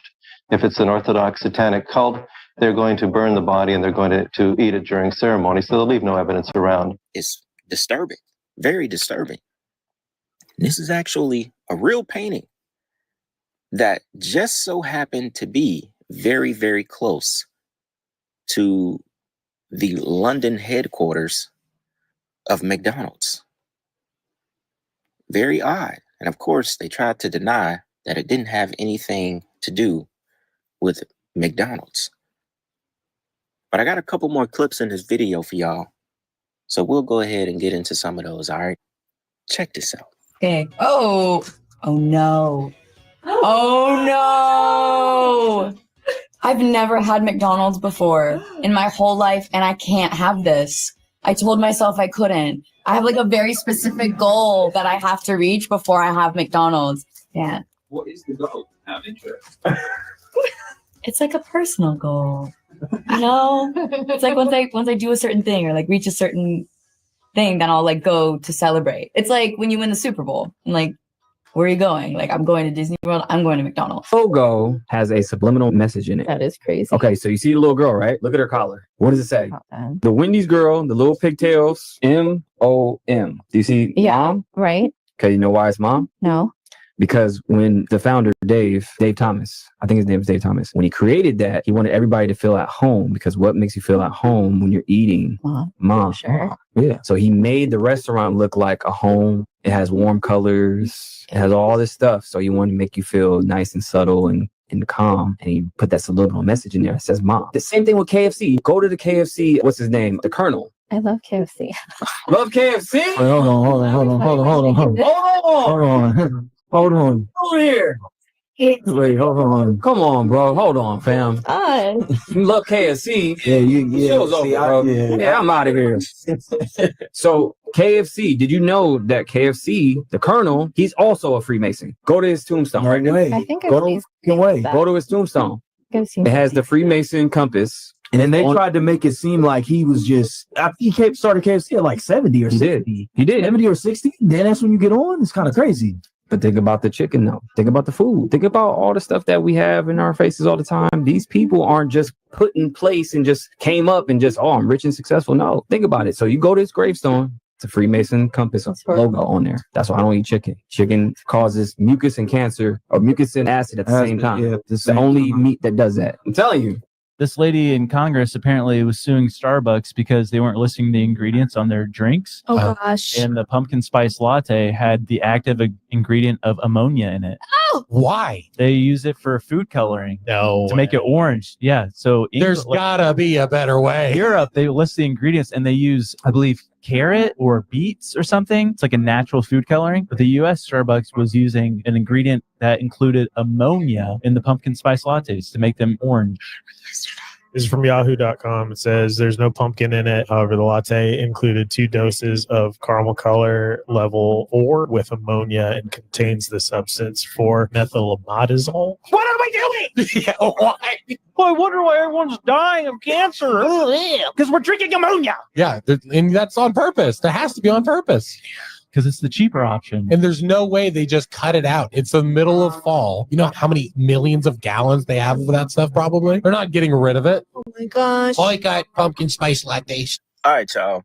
Now, what made me look up that Sabrina Carpenter clip was that in that play or commercial clip about McDonald's and the little ones, someone said, so this is why Sabrina Carpenter has never had McDonald's and she didn't want to eat it in that interview. And I was like, what are they talking about? I searched it up.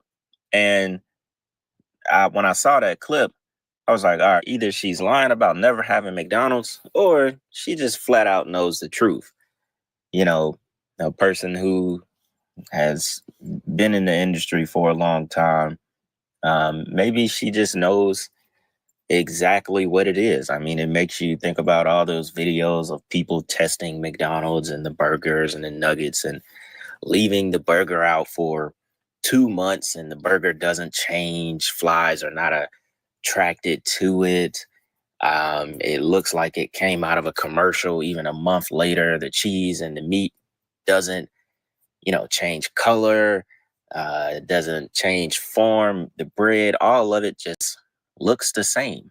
Either there is some of the most powerful preservatives in that food, or it is just so fake that it doesn't rot. It doesn't get any kinds of mold after months of it just sitting out. I don't know. Some of it is unexplainable. And I had to throw that last clip in there about the pumpkin spice thing. Now, that was true. And Starbucks didn't necessarily admit to it, but they did announce changing something about the pumpkin spice latte way back in like 2015. But somehow the topic is still relevant because when I just did a simple search, I was seeing people talking about it as recent as 8 months ago. So something is not quite adding up with it. Maybe it's just still, going around the internet because we already know the FDA will approve just about anything. And the fact that people were having pumpkin spice lattes and the ingredient of the food coloring consisted of ammonia is absolutely insane. Literally drinking cancer. And some people under that video was saying that they knew they were smelling ammonia when they were drinking those pumpkin spice lattes. And it was just, and the comments were recent. So I don't know if it's quite changed because, the pumpkin spice stuff is already being back advertised. That's really why I showed the clip, because we're approaching fall. And obviously this stuff is being talked about again. But, you're dealing with Starbucks, another corporation with a siren mermaid as its logo. We're dealing, we're dealing with spirits. We're dealing with demonic practices. I mean, we just went over McDonald's and a connection that it had to the Church of Satan back in the 70s with profits going to it. That means the owner of it participated in this stuff. I mean, it makes sense. They weren't, McDonald's wasn't being targeted to you as an adult. They don't care about adults. They just want to make sure kids are eating McDonald's. I mean, think about that. I wanted to circle back to that because I feel like it needs to be touched on more. Why do you want kids to continue to eat McDonald's? Why is it really targeted for kids? Mommy, I want chicken nugget. I want chicken nuggets, barbecue sauce. Why? If you think about it, it's almost like programming.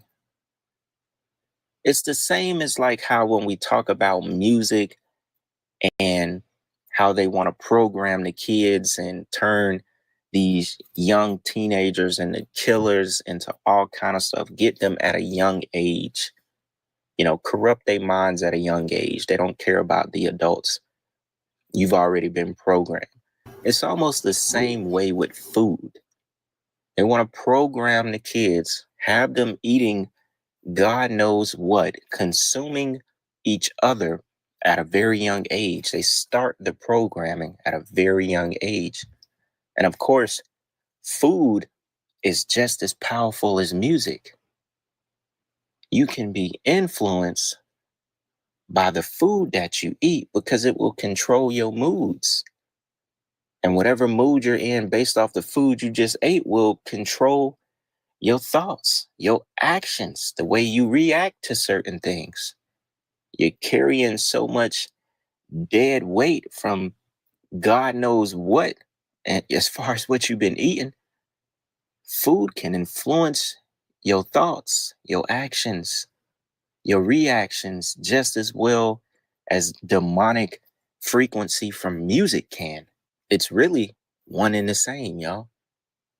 And I think this topic is, man, I feel like it's so important because, man, people feed. Revolutionary salute to our Queen Yaya's kids for gifting 10 core figure memberships to the audience. Revolution is a real life. Absolutely appreciate the love, Queen. Y'all try to keep those so we can keep the lights on. Hit the House of Revolution. Revolution is a real life. Absolutely appreciate the love. Salute. Feed they kids that McDonald's because it's easy. And a lot of the times a child grows up and they don't want nothing. They ain't got the palate, they tongue. They don't have a craving for anything else besides like finger food. And most people start them off with McDonald's. And it's a cycle. It's crazy, y'all. I thought this was a pretty good, interesting to, piggyback off the last video we just did. Hope y'all enjoyed this one, man. A little bit different on a Sunday. That James Brown video was technically my sacrifice, video for the week. That's why I dropped it on my birthday. But y'all already know what's going on.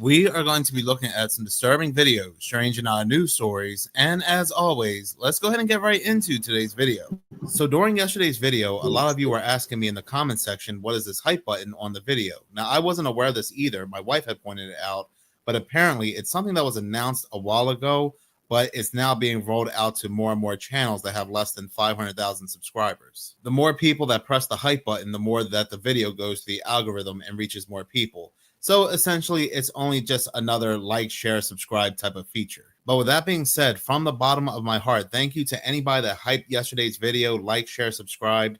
Even if you didn't interact, you still took time out of your day to watch any of the videos. So once again, thank you. There are a few things I do want to go ahead and talk about in today's video. For example, these home explosions, and also how they're using the human body to farm crypto, which kind of ties into trafficking. But these home explosions are happening more and more, and it's really starting to make me wonder if something is going on beneath the ground, some type of work, tunnel digging, and so forth, and they're hitting something and it's causing a massive explosion. Or they're purposely blowing things up, I don't know, but not too long ago over in Austin, Texas, at least 24 homes were damaged and 6 people were injured, and I think one person lost her life after what they called a house explosion. Continue to read this article from CBS News. Responding crews found a 2-story home completely leveled by the explosion and a neighboring home with significant structural collapse. But not only that, there were also a lot of other homes in this neighborhood that really took a lot of damage. The boom was also heard for miles. Cedar Park Police said a loud boom was heard and felt in the area about 20 miles north of downtown Austin. The Austin Fire Department said the explosion was reportedly heard as far north as Georgetown. So needless to say, it was a very chaotic scene. Police and investigators said that a propane tank behind this home blew up, and that's what caused this massive explosion. I mean, I don't know. A few weeks ago, in the exact same state, Texas, these residents heard these very loud booms, which they thought were explosions, and still to this day, they cannot trace the source of these sounds. You might have heard about this earlier today. There was this mysterious explosion this morning, caused quite the commotion for people and first responders over in Northeast Harris County. Well, residents in at least 3 communities reported this blast. Fox 26's Leslie Delaspore is live near the home where a 911 call was actually made. And Leslie, you've been out there in that area all day. What have neighbors been saying? Well, it's after 5 and neighbors are left with more confusion than answers about an explosion they heard this morning. Tuesday morning, a loud boom was heard in Kingwood, in Atascocita, and even in Huffman. But no one knows where it came from. Atascocita Fire says the initial call came in around 10:40 from a neighbor on Burl Oak who says he heard the sound of a loud explosion. online, including on our Fox 26 Facebook page. Many people were describing what the explosion sounded like, saying it made their house shake, sounded like someone fell off a roof, thunder, even a sonic boom. First responders with Harris County, Atascocita, and Humble are all puzzled by the mysterious noise. We spoke with neighbors who described to us what the noise sounded like. It sounded like a bomb went off. I heard a loud boom, which shook and rattled the windows and the house here. And I got up out of the recliner. I went out. And being a veteran firefighter, I looked around for smoke everywhere, which there was not. Now, some other residents thought that this explosion came from a sonic boom, but when I used to live in Orlando, we would get quite a few sonic booms, and we would always be told on the news that the source came from a jet or something along those lines.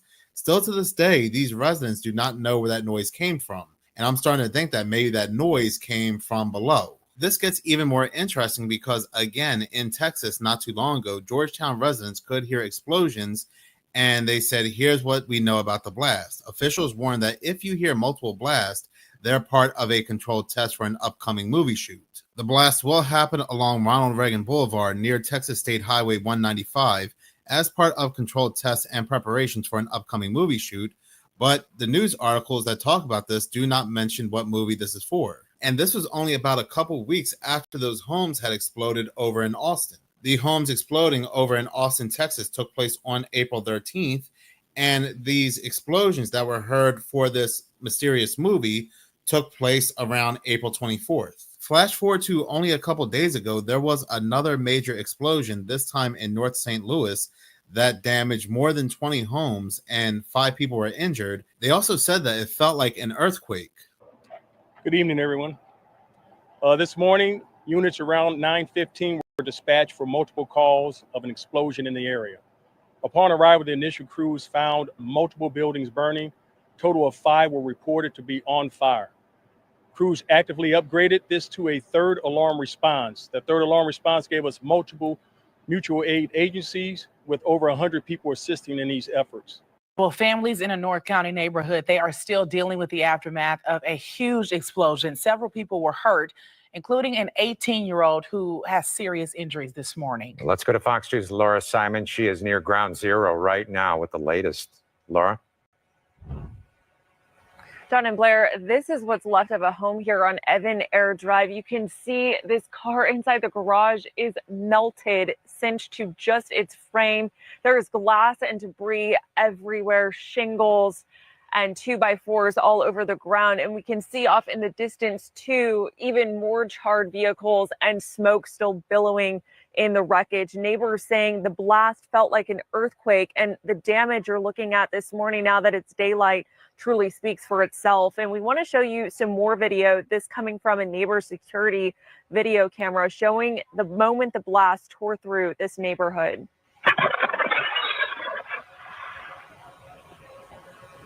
So within minutes, 5 homes in this cul-de-sac were on fire. Police saying an 18-year-old in critical condition this morning.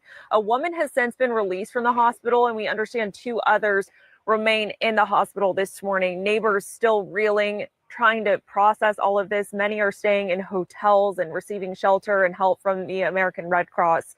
Investigators say at least 20 homes and properties sustained damage, 90% deemed to be unsafe.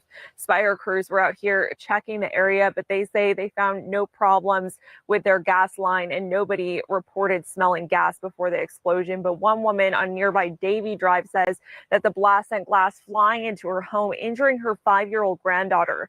She wasn't home at the time of the explosion, but her mom needs oxygen because of a medical condition. So her mother's in the hospital this morning as well. Now, on August 21st, over in Virginia, there was also another house explosion that reduced a 2-story home to rubble. This time, only one house was involved, but it sent debris flying for over a block. Officials believe that it was due to some kind of gas leak gas explosion, but nothing has been confirmed as of yet. In this next segment, an individual that follows me on X tagged me in this link. Now, I don't know if he wants me to give him a shout out or not. If you ever send me anything or tag me in anything, please do let me know if you'd like a shout out. This link goes to a patent. Now, you might be aware of this patent, but I was not. And this patent is about 5 years old and is titled cryptocurrency system using body activity data. So essentially what they're doing is using a human's body to do just that, mine crypto. This was actually something that was patented by Microsoft, and essentially it says that they would attach a bunch of sensors to a human body, and based off their heat and activity, they could mine cryptocurrencies like Bitcoin. Reading this article from The Independent, it says mining cryptocurrencies like Bitcoin typically involves devoting vast amounts of computer processing power to solve complex mathematical problems. Microsoft's patent sets out an alternative option for mining cryptocurrencies by instead doing it through a human body activity associated with a task and monitoring the outcome with biometric sensors. The article goes on to say that the mining system would involve hooking up a device to various sensors on the human body that detect the activity required of the user to generate the cryptocurrency. Possible sensors used to track the activity include MRI scanners, heat cameras, and heart rate and infrared sensors. Beyond brainwaves and body heat, other activities that could be monitored include body fluid flow and organ activity and movement. The patent lists 28 different concepts for the way the system could be used to mine cryptocurrency, including tasks like browsing social media, engaging with an artificial intelligence chatbot, or visiting a website. It's starting to make a lot of sense when people were telling me that a lot of these chatbots, not all of them, but a lot of them, especially these romantic chatbots, are just people on the other end.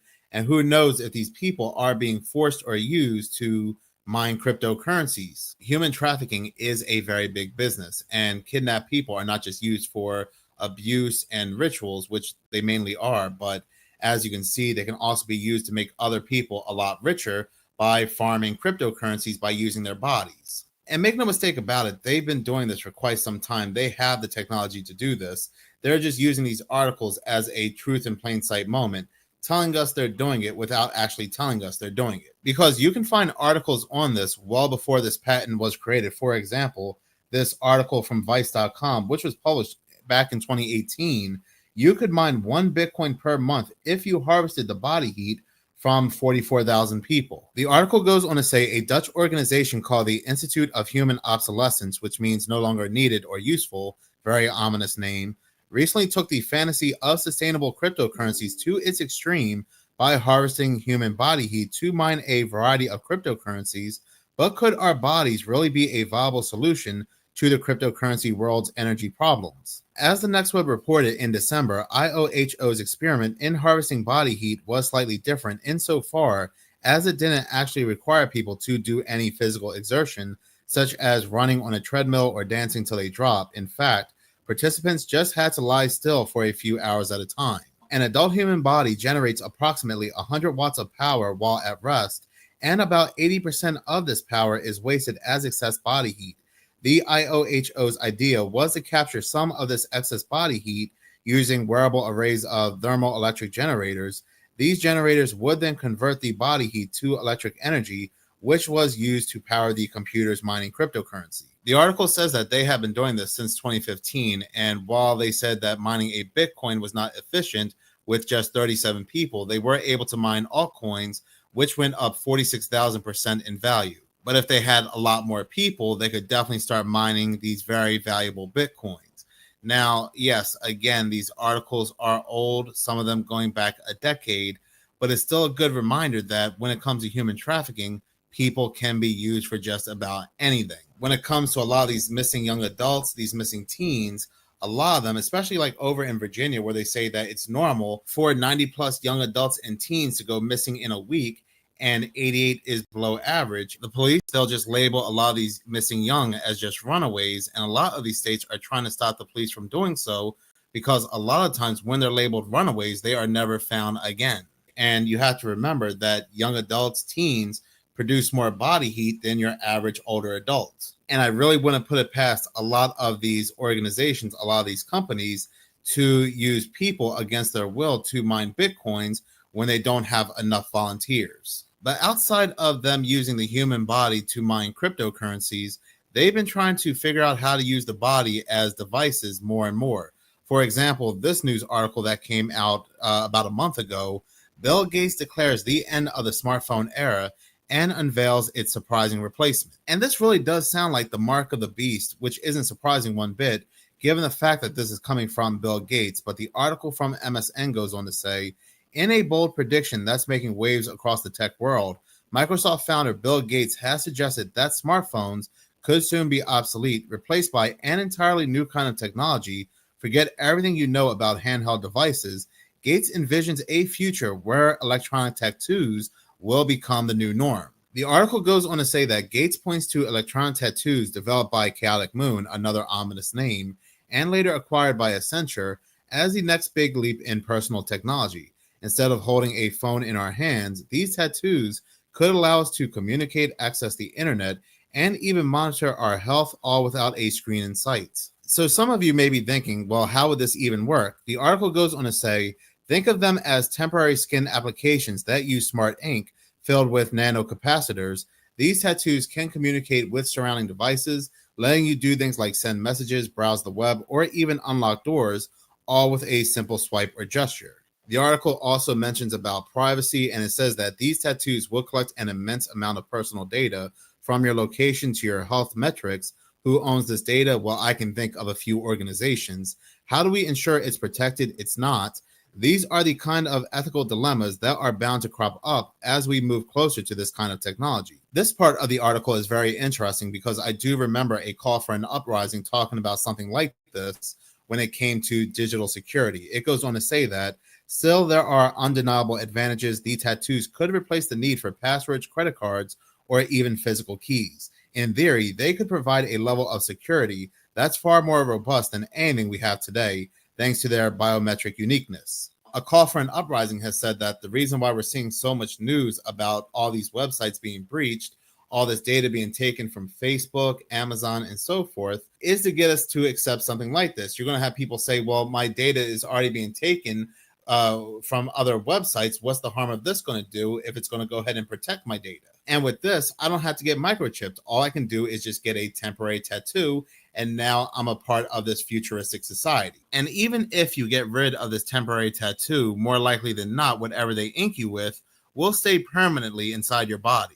Very scary world where we're going to have millions of people, which we will, because there's already people out there getting themselves microchipped, will have themselves being branded no different than a cow, all in the name of peace and security, peace and safety, brought to you by Bill the Mosquito Guy Gates. But outside of these organizations, outside of the Mosquito Man, the rabbit hole runs very deep when it comes to collecting our everyday data. It even goes down to the World Economic Forum. I actually found this video off another channel yesterday, Barry Stepp, who is a very nice guy, and he has a very good channel. Wearable devices. So these are brain sensors that are starting to be embedded in everyday devices, but until now have been a number of niche companies that really have focused on mindfulness and meditation. The use of, for example, brain sensors that can pick up electrical activity in the brain at a pretty low resolution, but advances in AI have both improved what the signal is that can come from the brain and enabled the miniaturization of those products. As a lot of the major tech companies start to invest in these brain sensors, it's a huge, I think, untapped market in many ways of integrating them into everyday devices. These are earbuds or watches or headphones and the soft cups around the ears. Many of those products are hitting the market this year, and others are hitting them within the next 2 years, such that people can listen to music, a phone call, etc., while having those devices in ears. Initially, what they will be capable of doing is very high-level brain state reading. Things like, are you tired? Are you paying attention? Is your mind wandering? Are you happy or sad? They maybe enable interaction like up, down, left, right for interaction with other technologies. And they're being embedded into things like virtual reality headset. You may be surprised to learn that it's a future that has already arrived. Everything in that video that you just saw is based on technology that is already here today. Artificial intelligence has enabled advances in decoding brain activity in ways that we never before thought possible. You've heard a lot about AI over the past few years. Here at Davos, it's been the talk of the hour. But I want to talk about it in a different way, which is the ability to decode brainwave activity.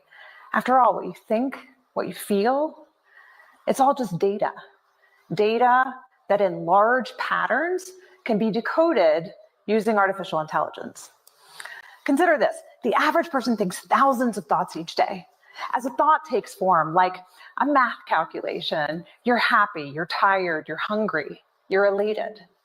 Neurons are firing in your brain, emitting tiny electrical discharges. As a particular thought takes form, hundreds of thousands of neurons fire in characteristic patterns that can be decoded with EEG, or electroencephalography, and AI-powered devices. In fact, what you're seeing here is my brain activity while I'm wearing a simple device like the one on the right. We're not talking about implanted devices of the future. I'm talking about wearable devices that are like Fitbits for your brain. And when it comes to the digital ID, the United Kingdom has already been selling propaganda to the young into getting a digital ID, and they say it will be mandatory by next year. The UK government has released a video showcasing their digital ID system that's set to be rolled out next year. And in this video, they attempt to paint anyone who uses a physical ID as someone who's just clumsy and outdated. Can I get a pint of water, please? Yeah, of course. Can I just use my drink? Yeah, no worries. It's got the sun right here.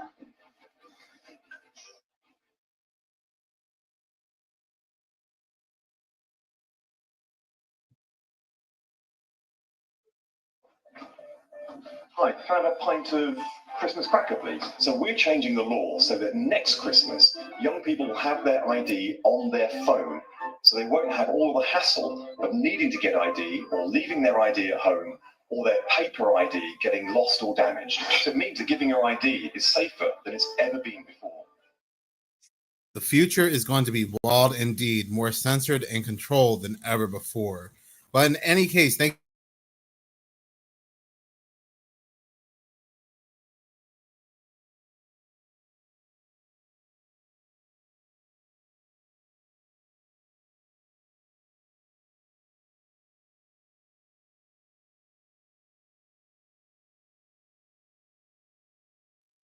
Mercury, Venus, Mars, Jupiter, Saturn, Uranus, Neptune, and the Sun are all spheres, but Earth is flat.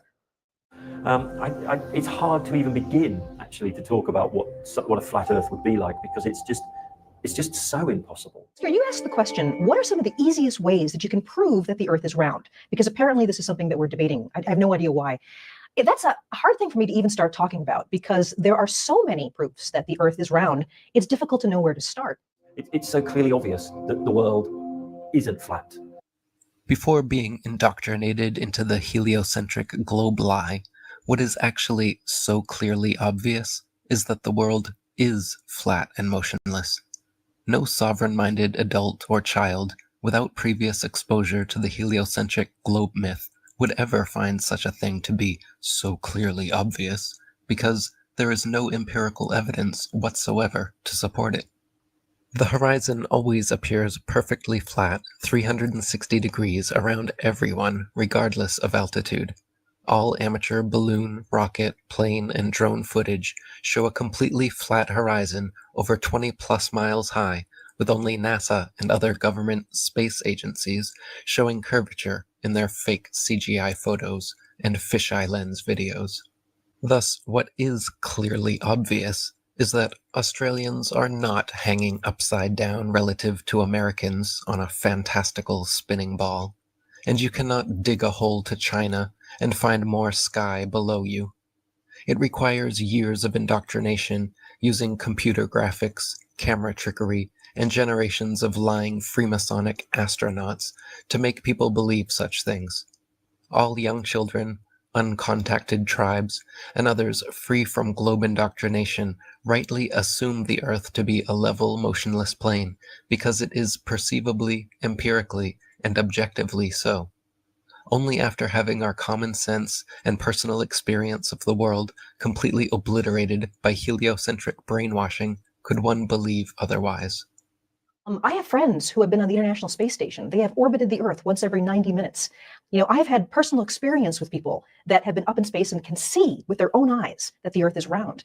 And of course, we've taken all these amazing pictures from space. They're so beautiful, all those pictures of the Earth. So I don't really know what's going on right now with this Earth is flat thing. Here, Michelle condescendingly delivers two more examples of sophistry, namely hearsay and another appeal to authority. Because she has some fellow Freemason Eastern Star actor-not friends who claim the Earth is a spinning ball, Michelle wants us to accept that kind of second-hand hearsay as scientific proof. Then she laughs and talks about pictures. Pictures like these, you mean? And these? Michelle was directly asked for scientific proofs of her claim, and the first two she gives are because other people say so, and because there's pictures. Well, Michelle, I know you already know this, but people can lie. Pictures can be faked, and neither of those are permissible as scientific evidence. So why are you dancing around the question with sophistry and condescension instead of just providing actual proof of your claim? So tell me, Neil, is the Earth flat? We have video from space of the rotating spherical Earth. The Earth is round. Thank you for joining us on this episode. Just like NASA's other spokesperson, Michelle Thaler, Neil deGrasse Tyson's first go-to answer when asked for scientific evidence that Earth is a spinning ball says, "We know because pictures." You mean pictures like these, Neil? Pictures like these? And we have video from space of the rotating spherical Earth, he says. You mean videos like these, Neil? Well, I know you already know this, but pictures and videos like these obvious CGIs can be and are faked, and neither of those are permissible as scientific evidence. All our physics is constructed now. The physics of orbits, actually things going around the Earth, is all constructed with three-dimensional spherical world. The physics of orbits of things going around the Earth are constructed for a 3D spherical world. The key word here is constructed. Working mathematical models can be constructed and made to work with any kind of physics or orbits and modeled in 3D, as you can see with modern video games and graphics software. This does not mean that these working physics models coincide with the actual natural world. NASA, in fact, admits over and over again in their mathematical models and official documentation that they are actually making all calculations assuming a flat and motionless Earth, and not a tilting, wobbling, spinning oblate sphere. And the pictures from space show our world as a globe. And yet somehow, there are some people that still seem to believe that the Earth is flat. And yet again, when you ask supposed scientists how they know the Earth is a globe, they inevitably offer up the suggestion that pictures prove it. Pictures like these, Dr. Stewart?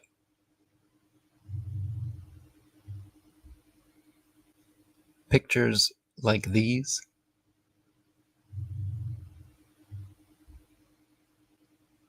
And these? I know you already know this, but pictures like these obvious CG images can be and are faked, and are not permissible as scientific evidence. What's odd is there are people who think Earth is flat, right? But recognize that the moon is round. Mercury, Venus, Mars, Jupiter, Saturn, Uranus, Neptune, and the sun are all spheres, but Earth is flat. That's not, something doesn't square. Something doesn't jive, right? Okay. So like a magician who distracts you with one hand while fooling you with the other, Neil commits what I call the appeal to the sky fallacy, claiming to provide scientific proof for the shape of the Earth under our feet by looking at a light in the sky. That's right. When you ask scientists for empirical, measurable proof of the shape of the Earth beneath our feet, they inevitably turn their noses up to the sky and start talking about the shape of things up there. Imagine inviting a contractor over to your house to measure the dimensions of your floor, and he immediately gets out his tape measure and starts measuring all the recessed lights in the ceiling. This is some sort of strange denial. I don't know where it comes from. And it's something where I keep getting this question. We really need to put this question to bed because we've known the Earth is a sphere for a long time. I actually said this to somebody. I couldn't believe they'd never thought of it. That, with binoculars, you can see planets. You can see Saturn and Jupiter. You can see Mars with a telescope, the sun, the moon, everything else you see in the solar system is a sphere. So we're the one thing that is different. And that actually made somebody who was more interested in actually hearing information, that actually got them to think. They're like, you're right. Everything else we take a picture of is a sphere. And again with the appeal to the sky fallacy. The only place we see spheres in the sky is NASA's CGI photos and videos. When amateur astronomers photograph and record the stars and planets, here's what we see. Are these spheres? Are these spheres? And even if they were spheres, what on earth does that have to do with the shape of the Earth? So if you want to say Earth is flat, then, for example, lunar eclipses. What's a lunar eclipse? If your face is the brilliant sun, Thank you. and this is Earth, and the moon is over here, the sun is always casting Earth's shadow into space. It's always there no matter what. Right. So the moon occasionally passes through that shadow. And if you see the shape of Earth's shadow on the moon, it is always round. Always round. If Earth were flat, sometimes you get like a flat shadow. Right. And we've never seen a flat shadow. Right. To this day, heliocentrists still offer this argument as proof of a spherical Earth, claiming that during lunar eclipses, the sun, Earth, and moon align in a perfect 180-degree syzygy like 3 billiard balls, causing the sun to cast the Earth's shadow onto the moon. This clever but faulty assumption is rendered completely invalid, however, due to the fact that lunar eclipses have happened and continue to happen regularly when both the sun and moon are still visible together above the horizon. As early as the time of Pliny the Elder, there are records of eclipses happening while both the sun and moon were visible in the sky, and continue to be recorded by the Royal Astronomical Society today. Obviously, if the sun and moon are both observable simultaneously during an eclipse, then they are not aligned in a 180-degree syzygy, and it is therefore impossible that the sun could be casting Earth's shadow on the moon, and some other explanation must be sought. Another explanation, in fact, already existed in many cultures around the world, who posited that a third celestial body, known as Rahu, or the Black Sun, also existed, equal in size to the sun and moon. This translucent dark body passed affront the sun and moon during eclipses, causing their lights to dim. But regardless of what causes the moon's lights to dim during lunar eclipses, it has absolutely nothing to do with offering scientific proof of the shape of the Earth. There was a famous experiment conducted by Eratosthenes.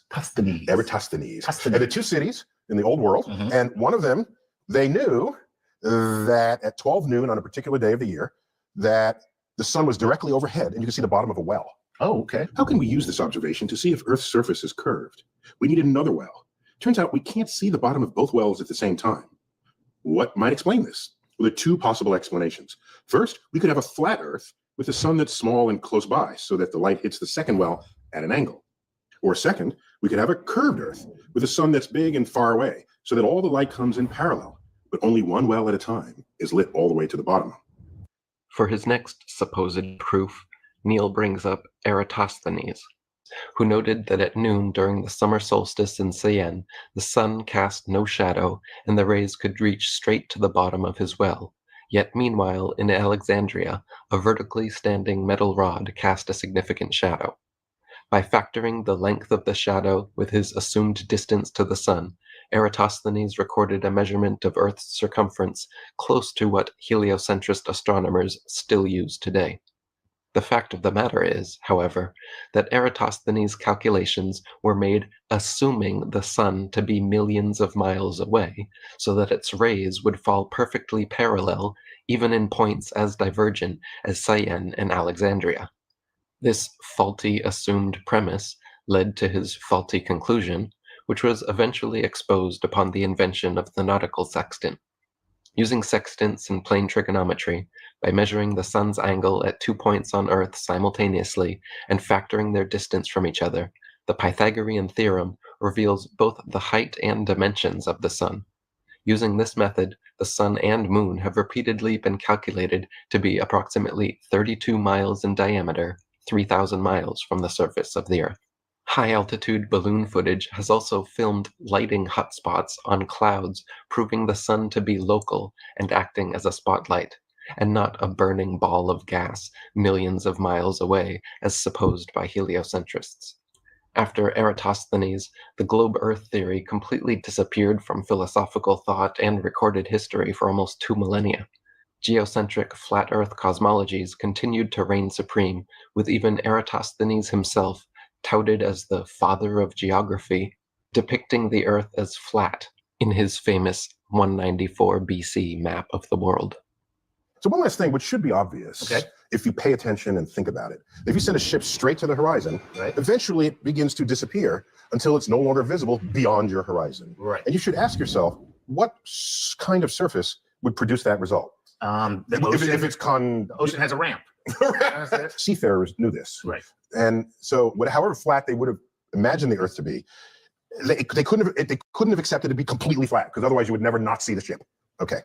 His next argument, just like the previous two, comes from ancient Greek philosophers who have been debunked since the time they were presented, even way back then. The fact that NASA's top modern globe proofs are still simply regurgitating long refuted claims from over 2,000 years ago should raise some suspicion. The fact of the matter is that the law of perspective on plane surfaces dictates and necessitates this occurrence. For example, a girl wearing a dress walking away towards the horizon will appear to sink into the earth the farther away she walks. Her feet will disappear from view first, and the distance between the ground and the bottom of her dress will gradually diminish until after about half a mile, it seems like her dress is touching the ground as she walks on invisible legs. The same happens with cars speeding away. The axles gradually get lower, and the wheels vanish until it appears as if the car is gliding along its body. Such is the case on plane surfaces. The lowest parts of objects receding from a given point of observation necessarily disappear before the highest. Now, with modern telescopes and cameras, we can prove this as well by successfully zooming in on ships that have gone beyond the horizon and bringing them completely back into full view, hull and all. You can see if you go up onto a tall tower or a hill and you see more over the horizon. Rising in altitude always allows an observer to see further regardless of the shape of the ground beneath them. This is also part of the law of perspective on plane surfaces, but you just showed with your last point that you fail to understand perspective, so it is no surprise that you also believe seeing further to the horizon when rising in altitude somehow means you live on a sphere. Whether you were over a sphere, a cylinder, a triangle, or a flat motionless Earth, rising in altitude will always allow the observer to see further. This is an undeniable fact, and acting like this only happens on a globe is either disgustingly dishonest or incredibly ignorant. Also, if I just tell you, Chuck, walk due east, okay? Right. And don't ever stop. Right. I just turn around my chair and face this way, and eventually you're going to come back. Right. And you'll probably be about 150 years old. I am no Forrest Gump. That is how long it would take me to run the earth. There is a popular myth taught to school children, which most adults today still believe, that people in history have traveled in perfectly straight lines, eastwards or westwards, and eventually arrived back at their starting point. It is heralded as proof of the globe Earth, and claimed that hundreds of adventurers since Magellan have completed such successful circumnavigations, but the truth is that no one in history has ever set off traveling in a perfectly straight line and returned back at their starting point. All successful circumnavigations in history, whether by sea or air, have instead followed the same pattern, which is sailing or flying the most convenient route from port to port, stopping for supplies and refueling until a complete circle has been made. Not a single sailor or aviator in history has or could travel only in the same one perfectly straight direction and magically arrive back where they began. This ridiculous lie becomes obvious when critically examined, but when taught to young children, successfully bends and warps their minds into accepting globe indoctrination. Unlike the cardinal directions on a compass rose, north, south, east, and west on Earth are not simply straight lines separated by 90 degrees. North, rather than being an upward shooting arrow, is actually a point, a center point, the center point of the entire Earth, known as the geographic North Pole, situated directly below Polaris, the North Pole star, the only motionless star in the heavens, which marks the exact northern center point of the sky. South, rather than being a downward shooting arrow, is actually every line tangent to the northern center point, or in other words, every straight line extending outwards from the North Pole heads due south. East and west, rather than being right and left facing arrows, are actually clockwise and counterclockwise circles around the pole.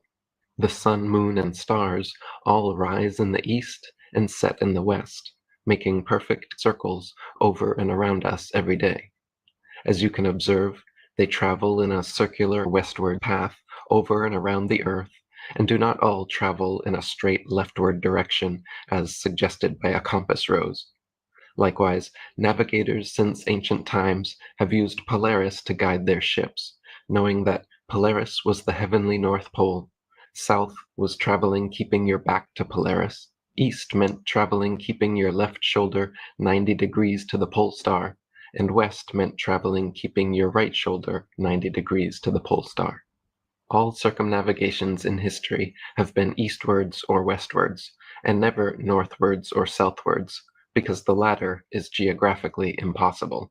Imagine for a moment that the Earth was flat. Well, how much thickness does it then have? These are the kind of questions you'd have to ask. These are also questions you should be asking of your spinning ball Earth, Dr. Clark. How much thickness does your ball actually have? Wikipedia and every elementary school textbook will claim the globe is nearly 4,000 miles to the center, where there exists the alleged source of magnetism in their model, a hypothetical molten magnetic core in the center of the ball, which they claim conveniently causes both poles to constantly move, thus evading independent verification at their two ceremonial poles. In reality, the deepest drilling operation in history, the Russian Kola Superdeep, after decades of work and dozens of broken drills, managed to get only 8 miles down. So the entire ball Earth model taught in schools, showing a crust, outer mantle, outer core, and inner core layers, are all purely speculation, as we have never even penetrated through beyond the crust. So regardless of the shape of the Earth, nobody knows what is beneath 8 miles down. But people like Dr. Clark would rather scoff at flat earthers for not simply believing pictures in textbooks like these without empirical proof. Okay, you've got an edge. Well, would things fall off the edge? You've got an edge? You, Dr. Clark, have got an edge on your silly straw man spinning flat circle image, but not a single legitimate flat earther claims there to be an edge.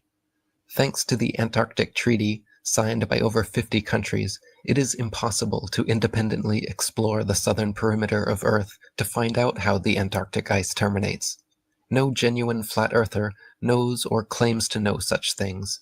But again, globe minions like Dr. Clark are so convinced of their own strawman arguments that it's clear they have never taken the time to research what real flat earthers actually claim. Well, how do you generate gravity to make the things fall? What is it that's actually causing the gravity to make things fall off the end?